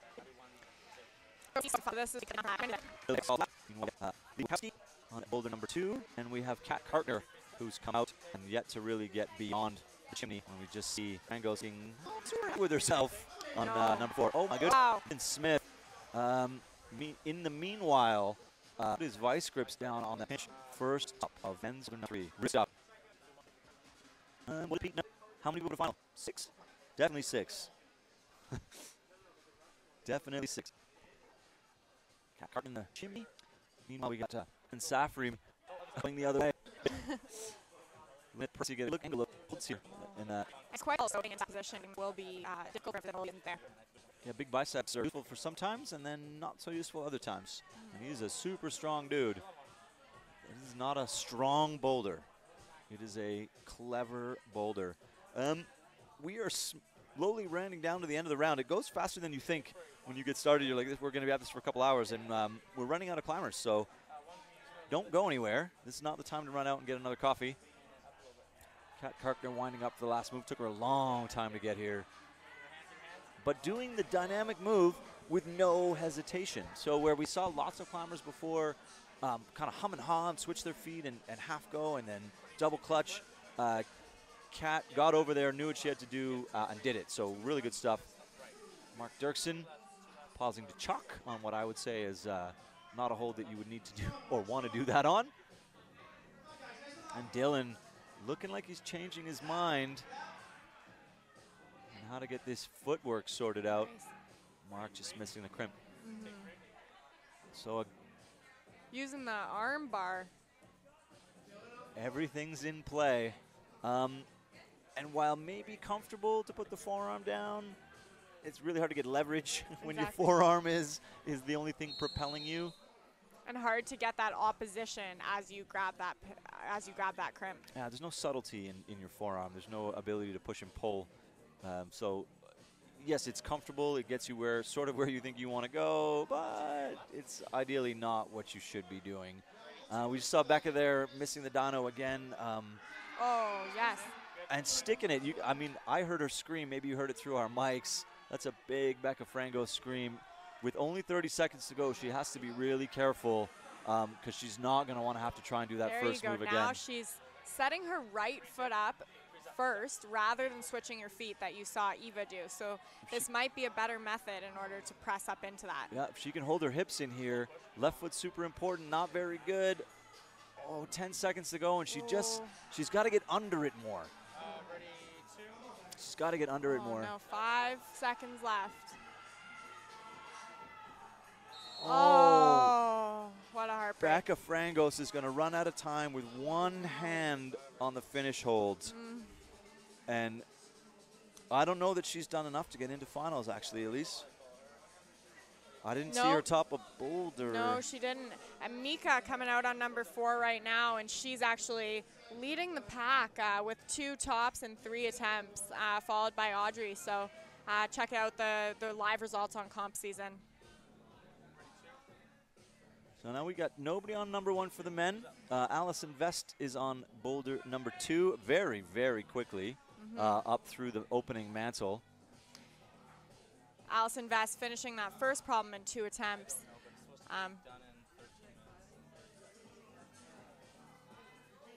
Allison really managing that foot switch really well. As you maybe would expect from someone who's topped as many boulders in her career as she has. Bulletproof Vest showing no stress on boulder number 2. And sometimes she does. Allison she is like an emotionally dynamic climber. And when you need to get fired up, she gets fired up. So she does hard boulders very, very well in all aspects. You know, sometimes she gets maybe let down by subtlety, but is so powerful and so good and so strong. Yeah, but very emotional. And she'll show that, but she is good at turning it off when she has to. Exactly, and she's good at working. She feeds on the crowd. She smiles. She gets involved. One of my favorite competitors on the women's side, absolutely, no doubt, is Allison Vest. I got to see her compete a lot in the States, the Bouldering Project comps in Austin, Seattle, and Minneapolis, and she was a finalist in all 3 of those and podiumed in them, and really shows herself to be class in a North American field. We get a look. Paige Bokleszczuk here on boulder number 1. She was looking amazing yesterday. She's come off a really good performance at Youth Nationals a couple weekends ago, and she also has showed herself really well in some training camps that have been going on for the Alberta Climbing Association. Absolutely. She's shown what it takes to make the transition with a flash here. Amazing. Amazing. So hopefully she can keep that momentum.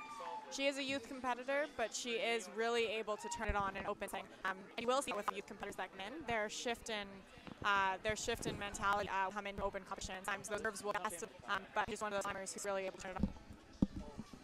A conversation with Andrew Wilson, and he noted the team perspective. They make the transition. Top boulder number 4. They can make the decision in the when you density up vitality from junior to training camp. The world gap between provincials and nationals are quite significant. The gap between the training are quite significant. None of you see or in the finals are World Cup Calgary. You might think the boulders you've ever. They're not World Cup boulders, so they were looking for people that can handle and how the training. I've seen is public that's humans able to handle the boulders. Me trying to get on this last. Let's just keep trying the move. Time and remember that that really takes. You don't do so that a little. The comment I just saw that all the women's going out. It's following a move and mistakes burned the So women's number 6 is actually switch. Women's number 1, it's the transition. So you have to get the pieces. It's hard to see boldest. On the 4 here, the bearer. That's the way it seems. And that's more just hard. Sometimes multiple businesses might be backing finishing her, which we do see often in international competitions. The question here about all being one or another. This gets brought to 5 area. If technology can come into the building, we can't get the technology out to you in the same way. So there's one between finals. That we're not here 10,000 to be able to need to bring that to where the gym. So the gyms can host do where we can. It is with us, and we're gonna do what we can. We will hollow watch. Forward, so just a bit too quick. Fisher, gonna Boulder 1. She came out of the dark horse last year's that national has really stuff throughout the season. So really just there and do and find her. Strong looks she's setting very low. It's maybe the most success for getting by the infinity. Cat on number Nathan Smith. Shown Wool Ismer having boulders. Nathan Smith like coming out of the men's field. Yeah, Israel.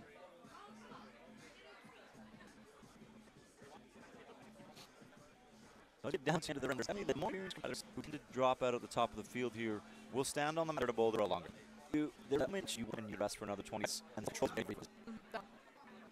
think we've actually already turned the Wi-Fi off in here, so it is something we're gonna we are gonna do everything we can, everything the technology allows us to do. I assure you, we're gonna do it. So Jay had given himself a good long rest between first and second try, getting close but still slipping.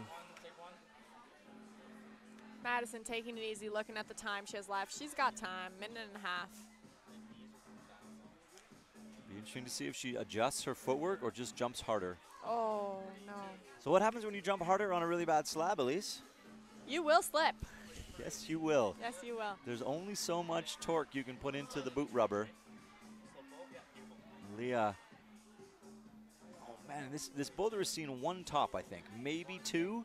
It is definitely turning people aside in that move in the middle.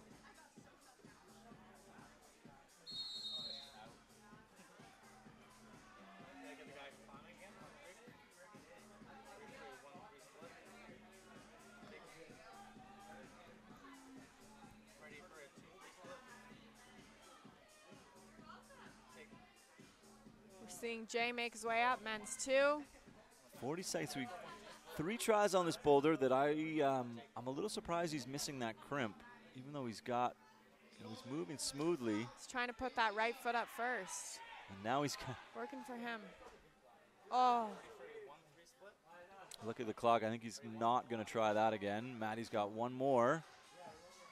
Oh, no. As close as you're going to get out of one-handing it for just long enough, and then couldn't quite get her second hand up. And we see our event season sponsor.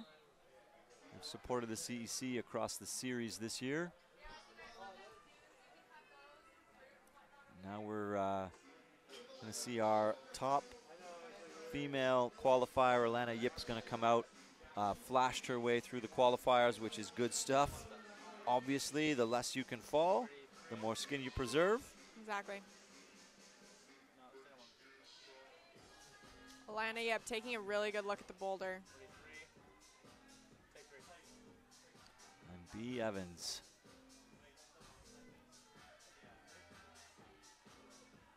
So you got to generate enough momentum to get to the first pinch, but not so much that you swing all the way past it.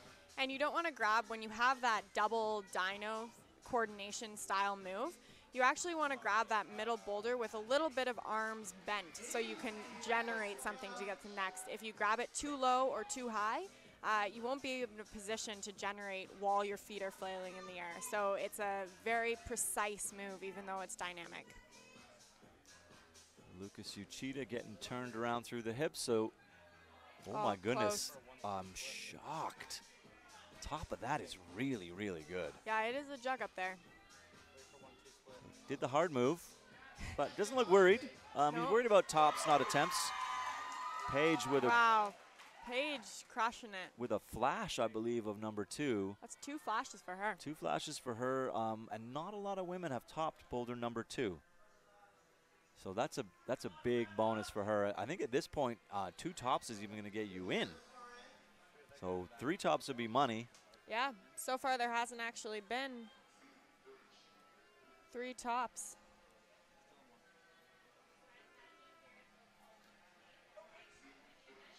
So attempts are going to make a big difference. Yeah, Alana with a good flash, Yeah. showing you the springy springs there. I'll correct myself. Allison Vest has topped 3 boulders now, so she's 3 for 3 on that one, with only the 1 fall on prom number 1. She snuck up boulder number 3 while we were watching someone else try something. I would argue Exactly. while we were watching B try, she flashed that thing in the background.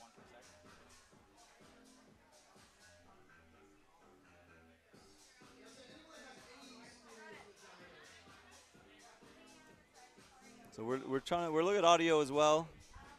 Somebody has said that it has been delayed a little bit.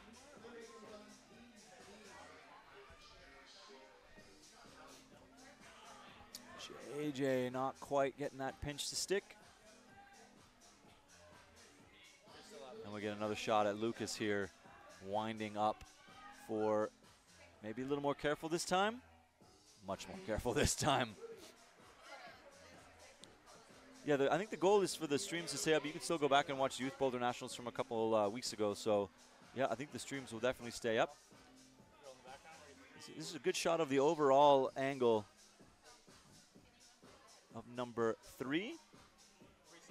And B vowing for the pixie kick there. Yeah, she is definitely winding up the first move very to generate. She's a smaller climber, so she's generating momentum as much as she can here.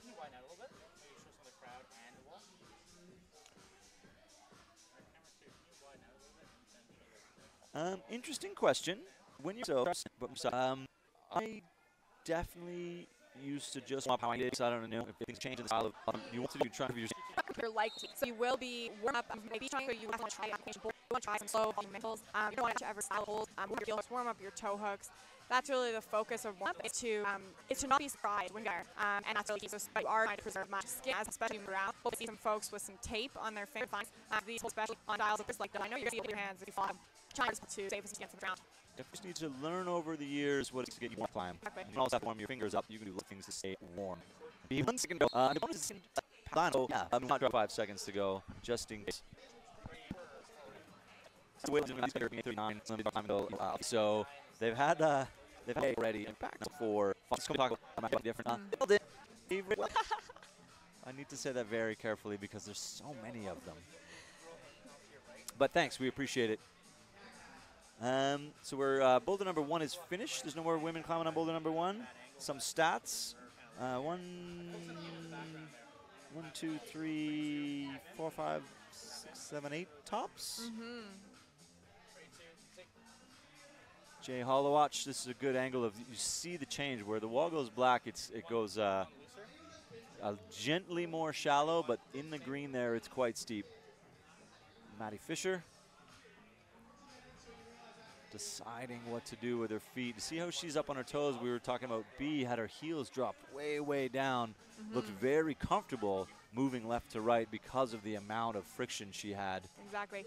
That sort of ankle flexibility is actually really good for this style of volume climbing.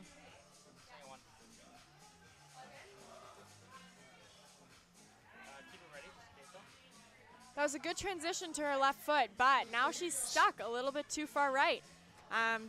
You definitely need that right foot on the middle volume. Yeah, she got her left foot where it needed to be, but at the expense of her right foot not being where it needed to be. And you would think that it would be really hard to set a boulder where you can't put your feet where you want them, and you'd be wrong. It is, or you'd be right. It's very difficult to set like that, and this was a really, really clever piece of subtle route setting where the crux is what you do with your feet, not what you do with your hands. Mark Dirksen looking at the clock with lots of time, or maybe the judge to see if he's got his limbs in the right place. You do have to be touching with a limb every hold with a piece of tape on it. We don't care hands and feet. Generally, it's obvious. Sometimes it's not. No, and like on that first men's boulder, you saw, folks even almost upside down. Ready, split. Take split. See if Madison can push up to this final move. Ready, one, take one. Really awesome. Good stuff. So solved her problems. Got it right on the third try. How much thought goes into backwards hat selection? All of it. It's critical, in fact. Jay Hollowatch coming through hasn't been able to hold this move out to the big pinch. Trying not to get punched out by Allison Vest. We're seeing Allison almost warm up that movement. She might think that, she hasn't seen a big dyno yet, so she might be guessing that might be next. Jay Hollowatch, this is not as designed. He's using the turned back around to get his right foot on the crimp. A minute and a half, he's got time to try it again. So he's tried the jump and swing, he's tried the press, now he's tried a bit of an inside-out foot movement. I don't think that led him down the path he needed to be down. We'll see what he obviously needs to get it sorted out. Topped one, didn't top two. I think he needs to needs to get up 2 boulders, and 3 would be safe. A minute to go. Get a pretty good look here at Kat Karkner. See what she can do here on this move. Just unable to get through to the zone again.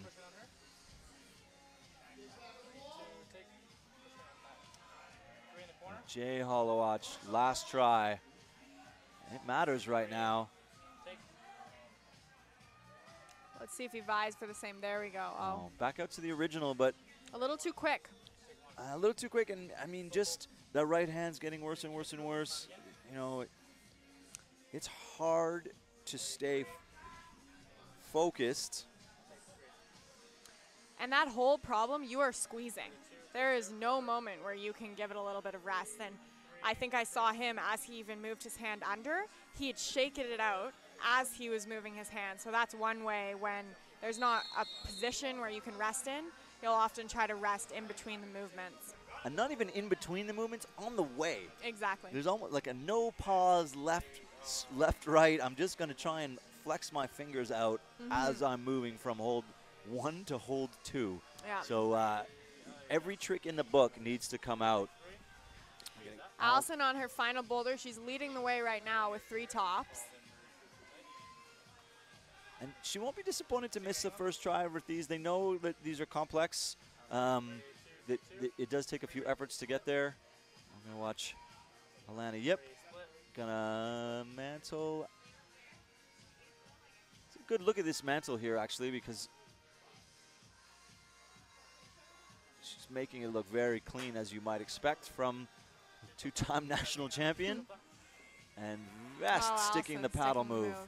So are we going to see a top on women's number 4? The 2 rivals on the split screen right now. This is great. This is who's most people would think is pushing for your top podium spot later this evening. Allison getting 1 thumb in there. Is she able to press into it? Look at this. She does have hyper mobile shoulders. 2 tops. Wow. 2 tops. Elena Yip going confidently, and Allison Vest turning her right shoulder inside out in order to make that match. And it shouldn't be discounted that almost no one can turn their shoulders around like that. Absolutely not. And she overcame having her hips and her feet in the right place by twisting in with her shoulders, and that is how I mean, textbook, use your strengths and your Exactly. weird body twerks to Yeah. their advantage. I've seen her pretty much hold a bar above her head and fully twist her shoulders back. It is quite amazing the flexibility that she has with the length of limbs she has. Yeah, and sometimes it will let you down when you don't want your shoulders to pop inside out and behind your head. But in that instance, it was the perfect, strange body movement that get her up that boulder. So, solidly into finals with 4 tops. Paige kind of rushing the move to the crimp there. Needs to just relax a little bit. Look at the clock. It's the first steep boulder they get, right? They've had 2 relatively low angle attempts, and all of a sudden you gotta get squeezy. So you need maybe a try to get squeezy. Exactly. Get your mind in it. And it's also hard for folks that come out later in the round. With people like Allison Vest going before you, you might not be able to see them succeed, but you can hear them succeed before you when you hear the crowd going crazy with their tops. And that puts a lot of pressure. That puts a lot of pressure on competitors as they go through, knowing that folks before them are topping those boulders. They know that they have that extra pressure to do that. And sometimes they don't necessarily know that other people have fallen. So especially someone like Paige might be feeling that right now. Yeah, and you're in your head, you're thinking, oh my God, if I don't do this, now I've applied pressure to myself unnecessarily, where in fact it was the boulder that no one did. Exactly, exactly. So she doesn't know that only one person's topped this boulder. Maybe 2. Minute and a half. So again, I'm gonna say I'm surprised to not see JJ solve the first move here, but this is one of those things that comes from not climbing and training a lot, is that type of movement is foreign to your body. You gotta be consistently climbing in the style of the route setting in order for it to come to you in 5 minutes. Otherwise. And this is where we might see someone like JJ, who hasn't necessarily been training for competition specifically, where he might feel that a little bit when you get this sort of real style competition boulder. Vying for a different kind of sequence right now. I think this is any port in a storm here. This is where everything I've tried so far isn't working so far. How high out of the box? JJ so close. Somebody says top 6 puts Seb out of finals. That's shocking, I would argue. Yeah, that would be a really big disappointment. And we might not see JJ either if this keeps up. He's only got 10 seconds and did not solve the zone. So 2 tops and then ran up against a couple boulders that he was unable to solve. So we're going to see a shake-up on the men's side. So no Sean Mccoll doesn't just mean that everyone shifts up 1 position from the regular podium and finalists. Definitely We've had a real shuffle. I think we're going to see Nathan Smith in there. I think we're going to see Tosh Shurkat in there.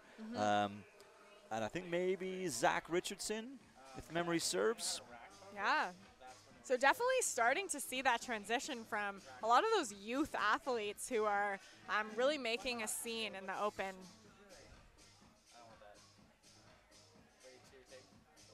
Shaking things up. And this is, I had a quick chat with the McNamees just in ISO and said, you know, what part of your goal here as a youth climber, as somebody who's busting into their first or second Open Nationals, is just to remind the regular Open finalists that there are young climbers coming up behind them.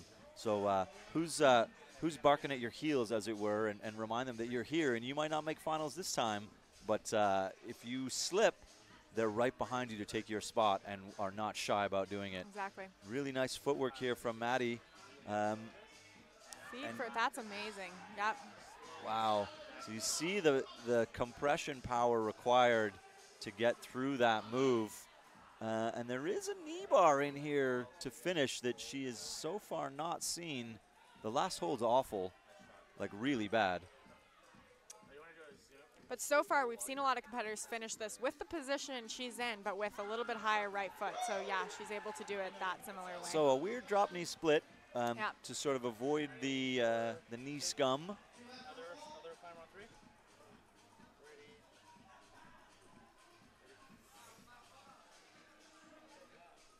You want to go like low side? You want to go on the other side and then try to get a climb?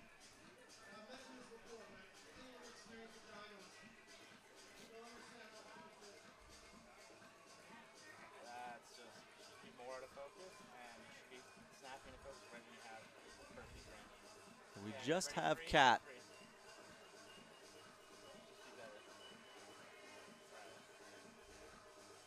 When you're the only person on the wall and you need to make a move like this, the crowd makes such a difference.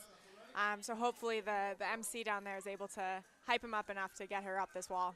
There's a lot of focus, and all eyes are on you.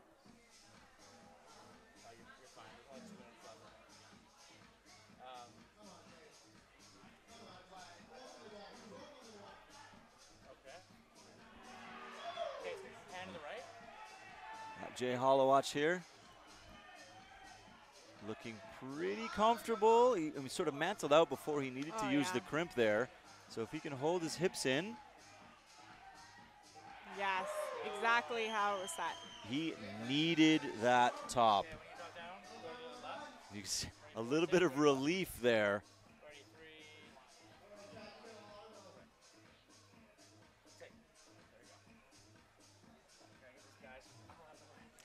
This round's really come down to attempts for both the men and the women. Lots of folks with 2 tops, and that will put Jason in the 2 top. 2 top, you're right. Yep. Allison just miles ahead of the rest right now with 4 tops, with Paige behind her with the 2.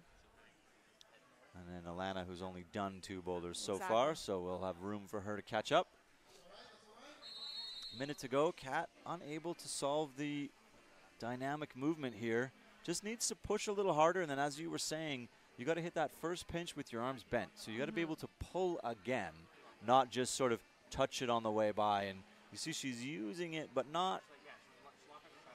I think we could probably spend an hour trying to explain and break down a complex dyno like this, where you have to slow down as well. If you hit that, the bonus hold and the zone hold in this instance, with too much momentum, the holds aren't good enough to keep you from swinging. So you have to generate momentum through the paddle. You got to bend your arms so that you can control your body position to get to the zone hold. But if you're moving too fast, which is sort of the tendency is to, I'm just going to grab and pull and jump really hard. By the time you get to that hold that you need to be sticking, you are moving very, very fast. Exactly, and we're just seeing so many competitors get in this trap of try, when it just wastes so much energy that a move like that, it's so easy to get caught in that, but you really need to slow down, force yourself to rest, and give it your all with the attempts that you have. Yeah, I think she tried that 6 or 7 times in a minute, and she could have tried it 2. Exactly. So the fear of not being able to stick it was outweighing for her the knowledge that she really, really did need to give herself enough recovery time to squeeze the holds and pull them. So there's more to a complex movement than just, hey, can we just set something that most of the people aren't going to be able to do? Exactly. And it's not about how good you are, it's about how smart you are and how well you can put the pieces together to finish a boulder of this difficulty. Here's Paige. So, and the more that these guys train in these environments, there are gym setters who set complex boulders. So, you know, in your training environment, Alana, trying to get a bit of a left toe. There you go, and then that transition will be quite difficult, but depending how tired you are, this transition will be easier or harder. So there we go, the foot stab. Really, that's as the boulder was designed, was to just swing over, and then you see the knee bar. So that's Alana reading this boulder perfectly on her first try. And that puts her into, that'll put her into finals right there with a 3rd top. Yeah, comfortably with 1 to go, and the boulder that only Allison Vest is topped. So Jay's done. That was our last male competitor on boulder number 4. So now we only have Paige. We got Maddie, and we got Alana Yip to finish. So Paige, a little hop skip from close enough to know that I'm getting the movement right. So there is a little bit of tactile information that you're gaining where you've touched the hold for long enough to know how hard you need to squeeze it. She knows that, you know, I got to be a little more accurate, and I got to be a shade slower. I'm going to stick the swing, no problem at all. And you're taking a good rest, so maybe something she's been working on is the mental side of competing. Take the rest when you don't need it. I know. Oh, awesome! And that as rest designed, is worth it for her. Definitely worth it. I know she was a member at the camp. There was a route setting followed by a high performance athlete camp last summer, hosted by Fred and Tonde, who were talking a lot about attempt management. So maybe she's learned a bit from that. And we'll see how she solves the finish. She didn't, yes, easy. Easily. Paige showing herself to be top class right now, yeah. To be well-deserved in the position she's going to enter finals in. That was a really, really composed top of boulder number 4. She should be really pleased with the effort that the change in her competitive ranking over this season. So good work from Bones. About a minute and a half to go. Let's run through our sponsors. Boulder Climbing Community is putting on 2019 Open Bouldering Nationals. The overall series sponsors, Mountain Equipment Co-op. They're partnered with the CEC this year, climbing Escalade Canada, to bring you the whole series. The North Face, Lululemon, Satva Climbing, and Outdoor Research, partners for the event. Nice Climbing from Kelowna. Theodore, who's a tea company. Don't underestimate the value of fresh Caffeine, tea and athletes and tea, and maybe even Elise and I helping our voices this afternoon. Citizen Brewing, a local brew here in Calgary, making really good beer. Blocks is a hold company that put some holds up for us. Rhino Skin, Boulder Coffee, of course. Boulder Climbing has its own brand of coffee coming out here from Boulder Roasting Coffee. Rhino Skin, Routine, Calgary company here. Scarpa Shoes, Friction Labs, Beetroot, putting out sandwiches for people here. Tribute Chem Buca. Mission Health, which is a local chiro, a longtime climber. Jason Fox owns Mission Health, and he's been putting climbers back together for as long as I can remember. And Flash Climbing, another Calgary climbing company that does have a worldwide reputation for putting in really world-class floors in climbing gyms, and the research and the effort they put into keeping people's butts and heads safe is second to none, I would argue. Yeah. So sponsors are huge for events like this. They don't happen by magic. Volunteers are huge for this. The CEC reps that have come down, SportsCanada.TV, not a volunteer.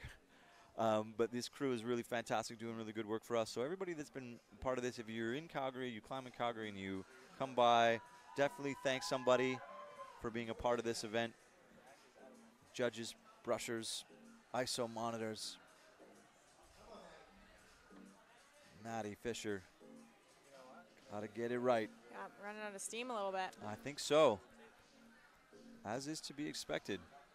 It takes a lot to put on a comp like this, and we need them. So big time comps that are unsanctioned, so things like the CWIFF that Sean is at right now, the Block Shop Open, the Bouldering Project comps, Dark Horse Series comps in the States.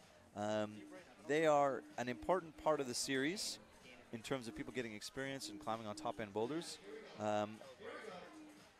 And we are seeing that a lot more. A lot of competitors going out to the U.S. And getting that experience that you can't necessarily get in Canada right now. But definitely we'll see the caliber of routes that we're seeing today and tonight. and we're definitely getting up there. There's no more gimme problems. There's no more easy problems. The caliber is just much higher. And you've got to be mentally prepared to climb boulders that you might fall off of. The semifinal round, we're seeing people get into finals with 2 tops out of 4. The route setters are not upset by that at all. That's okay. So you have to learn that part of competing is falling, and if you can't get your head around that, the ability to overcome failure in a round of 4 boulders in 5 minutes, big time comps help you get through that. So it's not just nationals. It's being able to go, if you can go out and find other high-end comps to be a part of, it's going to help your climbing. No doubt it's going to help your climbing. Because oftentimes in commercial setting, they can't set a problem like this because it takes up so much space on a wall that you actually sometimes need to go to competitions, even though you just might not get this experience in training because commercial setting just can't accommodate for it. Exactly, and as much as we would love to see that, it's not viable for 95, 99% of the people that climb in a climbing gym. And remember that Maddie getting very close, getting one hand but not two, sort of backing up and having a look, is that the gyms themselves are run by people that just want to come and climb.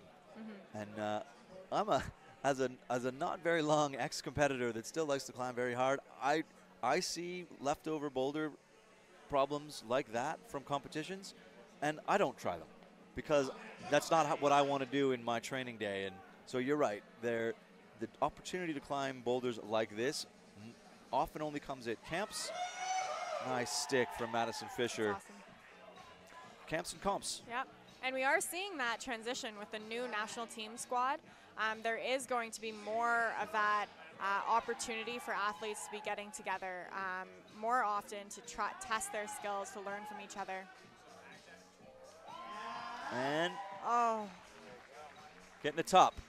So it took her a few tries to get there, and then she showed good composure on the top of that boulder. Yeah. Managed to get that match done.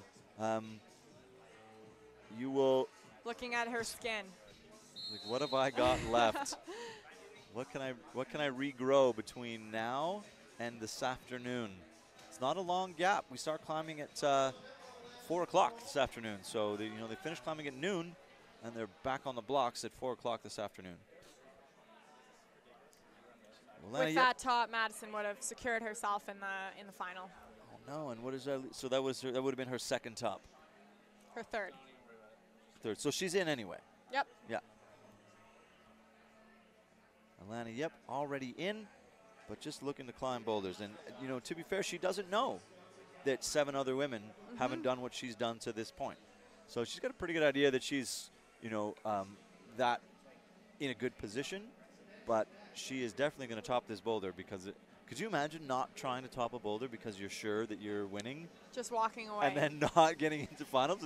No one's ever going to do that. But a problem like this, it is something to keep in mind. If she's struggling on that first dyno, she knows she's going to lose a lot of skin. So if she has a pretty good idea that she's going to be in, it might actually be worth her kind of walking away earlier than she would have, not doing that rapid fire tries like we've seen the other girls do. Would you have the guts to walk away? It's harder said than done because, as you said, you don't have the live scores in front of you. You don't know that you're already in. So it would be heartbreaking if you'd given up too quickly, knowing that you probably could have given more. I might quit on the spot if I walked away from a boulder and then realized they would have put me in finals. Exactly. Like, and that's the last thing I'm going to do. Be cool if she flashes it. Oh, so close.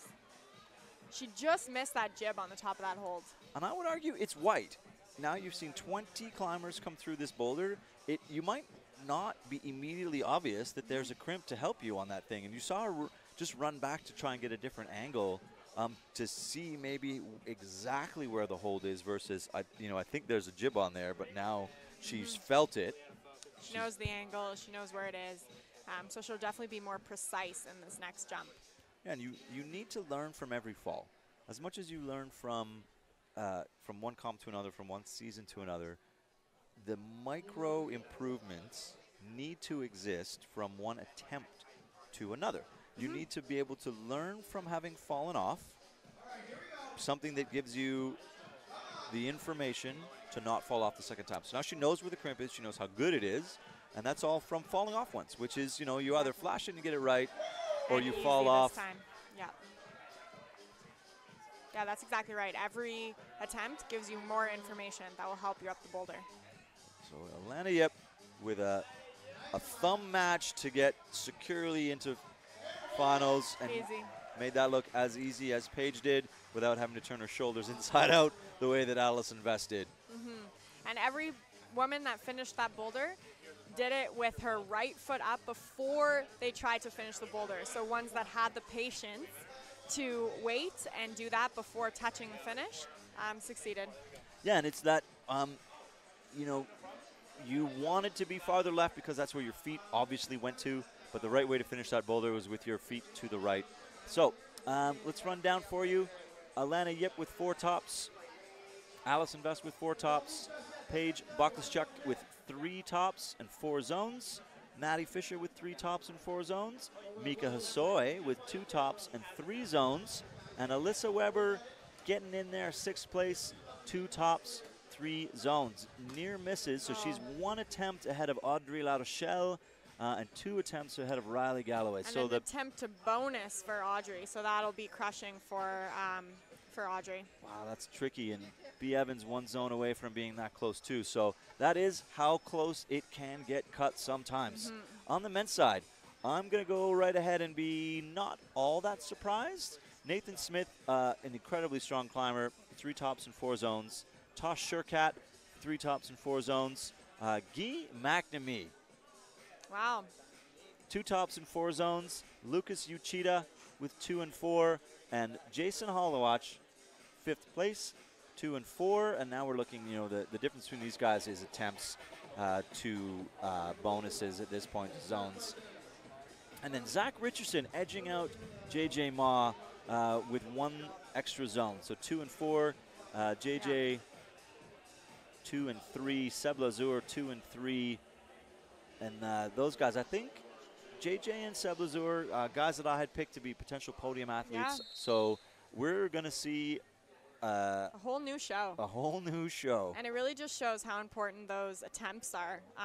This round, super consistent in terms of tops, even attempts to top, but in some cases really coming down to even that attempt to bonus. And we saw a lot of the cases where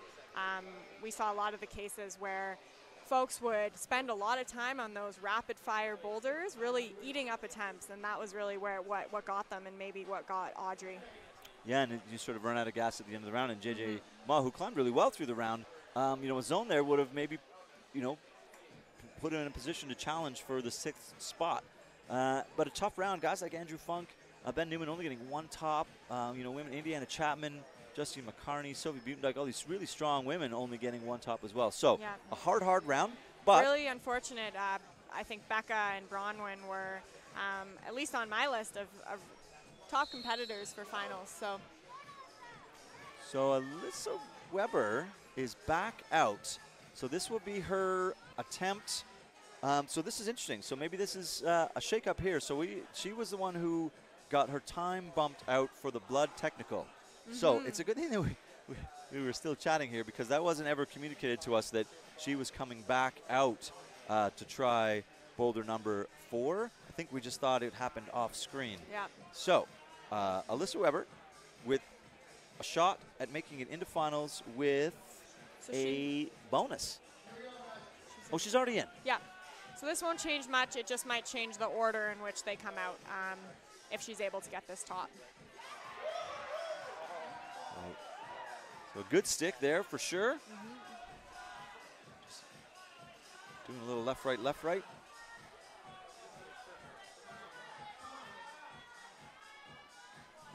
Pressing this through.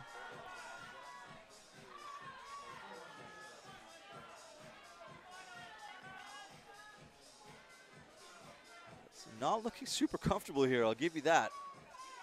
No, she needs to get that right foot up like the other girls. Or knee, I suppose, There at you this go. point. Or What works, works. oh, that is outside top of her foot to There we get go. turned around, and that should do it right here. Get But those we've hips seen right. people fall even when they get in this position, so let's see if she can keep it together. Some people making this look super easy, but Some just not. And this is about core balance and holding tension through the rest of your body. We saw the other women that got here in the same position just stand up and finish. And Alyssa, I mean, no one will tell you she's not a strong climber, unable to match the finish hold in essentially the same footwork. and we did see Allison really pushing her shoulder out to get into that. So maybe Alyssa needs to take that approach. Perhaps, and I mean, I'll tell you, over and over and over and over again that core and footwork are intricately related. So you don't just get to put your feet on the holds and not understand the relationship between your feet, your knees, your hips, your back, and your shoulders.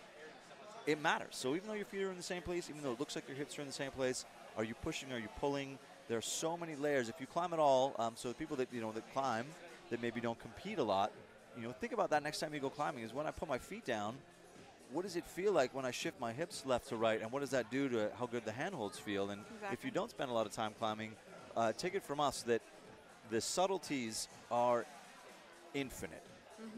And it's not enough to have your feet in the right place, and it's not enough to have crimp strength or have thumb strength in this case to get your thumbs up under that undercling. Exactly. You have to be able to hold the rest of your body in an uncomfortable position using just your toes and your heels and maybe your abductors, maybe your quads, maybe not. Full body Full experience.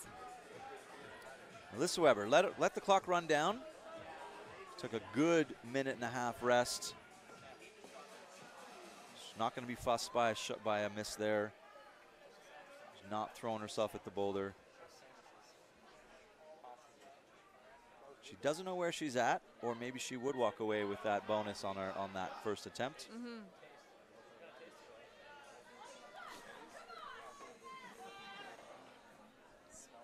And this is where she knows she can do the move, so she's probably going to rapid fire that because she thinks in her mind, okay, I did it, I should be able to do it again. And this is what we're seeing so many competitors do on this problem, just wasting a lot of energy. Even though she rested really well, now she panic attempt a couple in the middle. Exactly.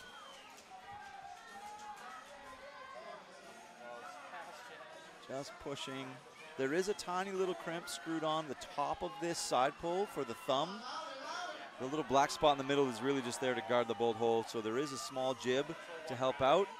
And just, I think she's going to walk away. That's fatiguing, and you can see it. And though she looks frustrated, I'm going to argue she doesn't know she's in. Yeah, I agree. And that zone pushed her up a spot. Yep. And oh my goodness, what's happening? There's still climbers. I guess we had more than we knew when there was blood on that hold, or who had a technical. Yeah. So understand that there is a technical. If somebody argued their success, they get reinserted in the running order, and they get to come back and try the problem again with the amount of time that they should have been allocated.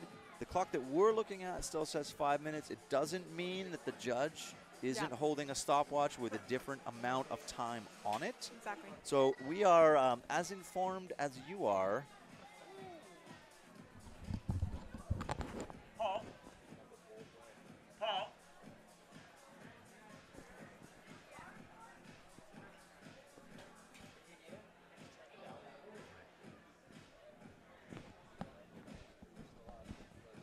How did we get here? How did we get here? There was blood on the wall. They called the technical. We took it into secondary. Leah giving it another try. So they're both blood attempts. Okay.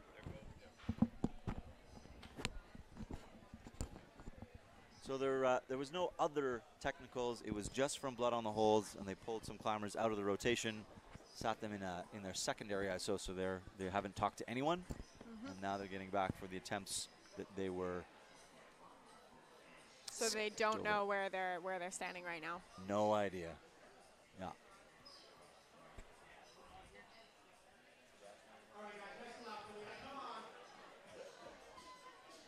And Leah really just looking to move up in the running order. She's topped one problem. Topping two would definitely put her up higher.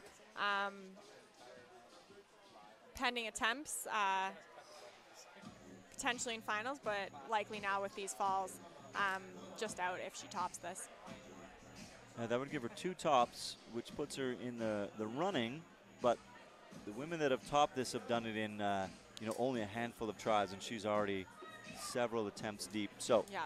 I mean, just barely potentially a spot on the line here. We're going to get full effort from Leah regardless. That I can promise you. She's coming off a recent knee injury, so really pressing up on that final press with her right knee might be challenging even if she gets there.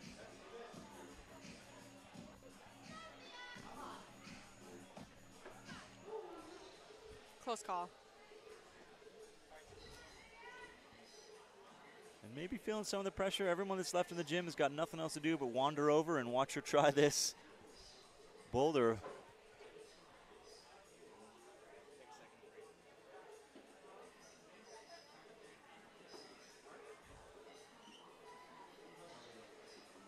About 2 minutes to go.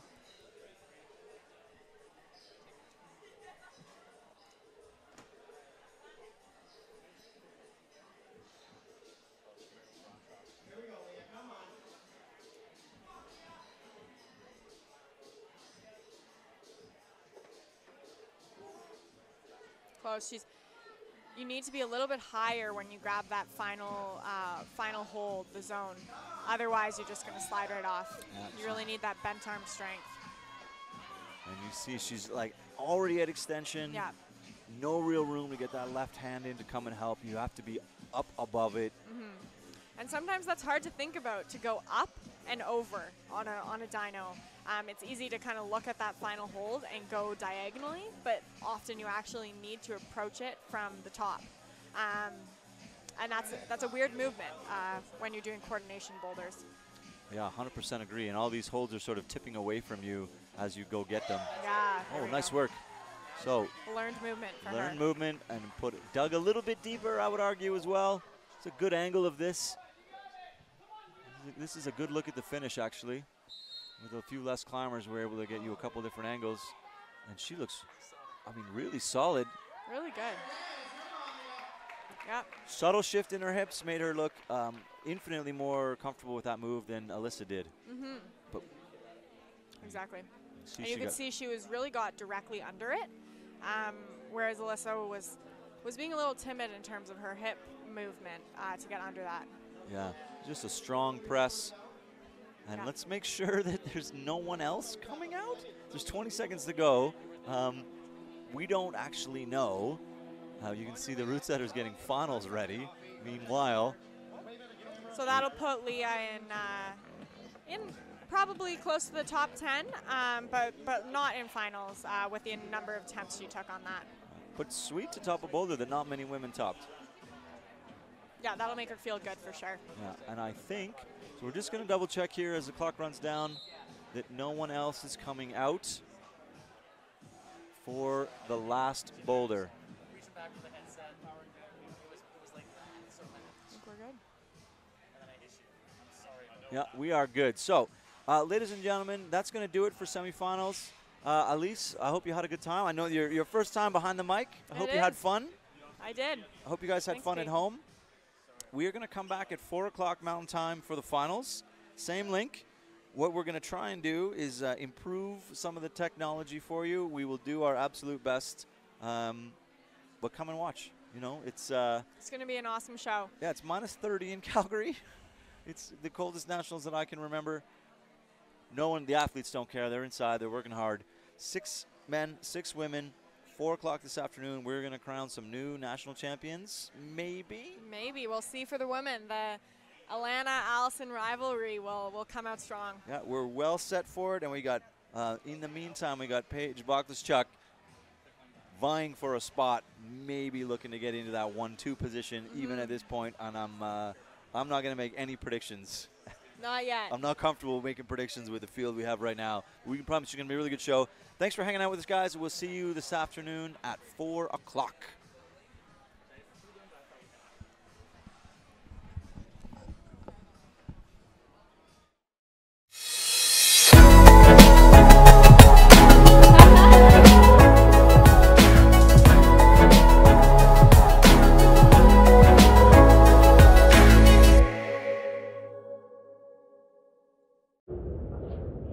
When curiosity asks, what's ahead? And fear says, let's go back. Exploration says, let's find out.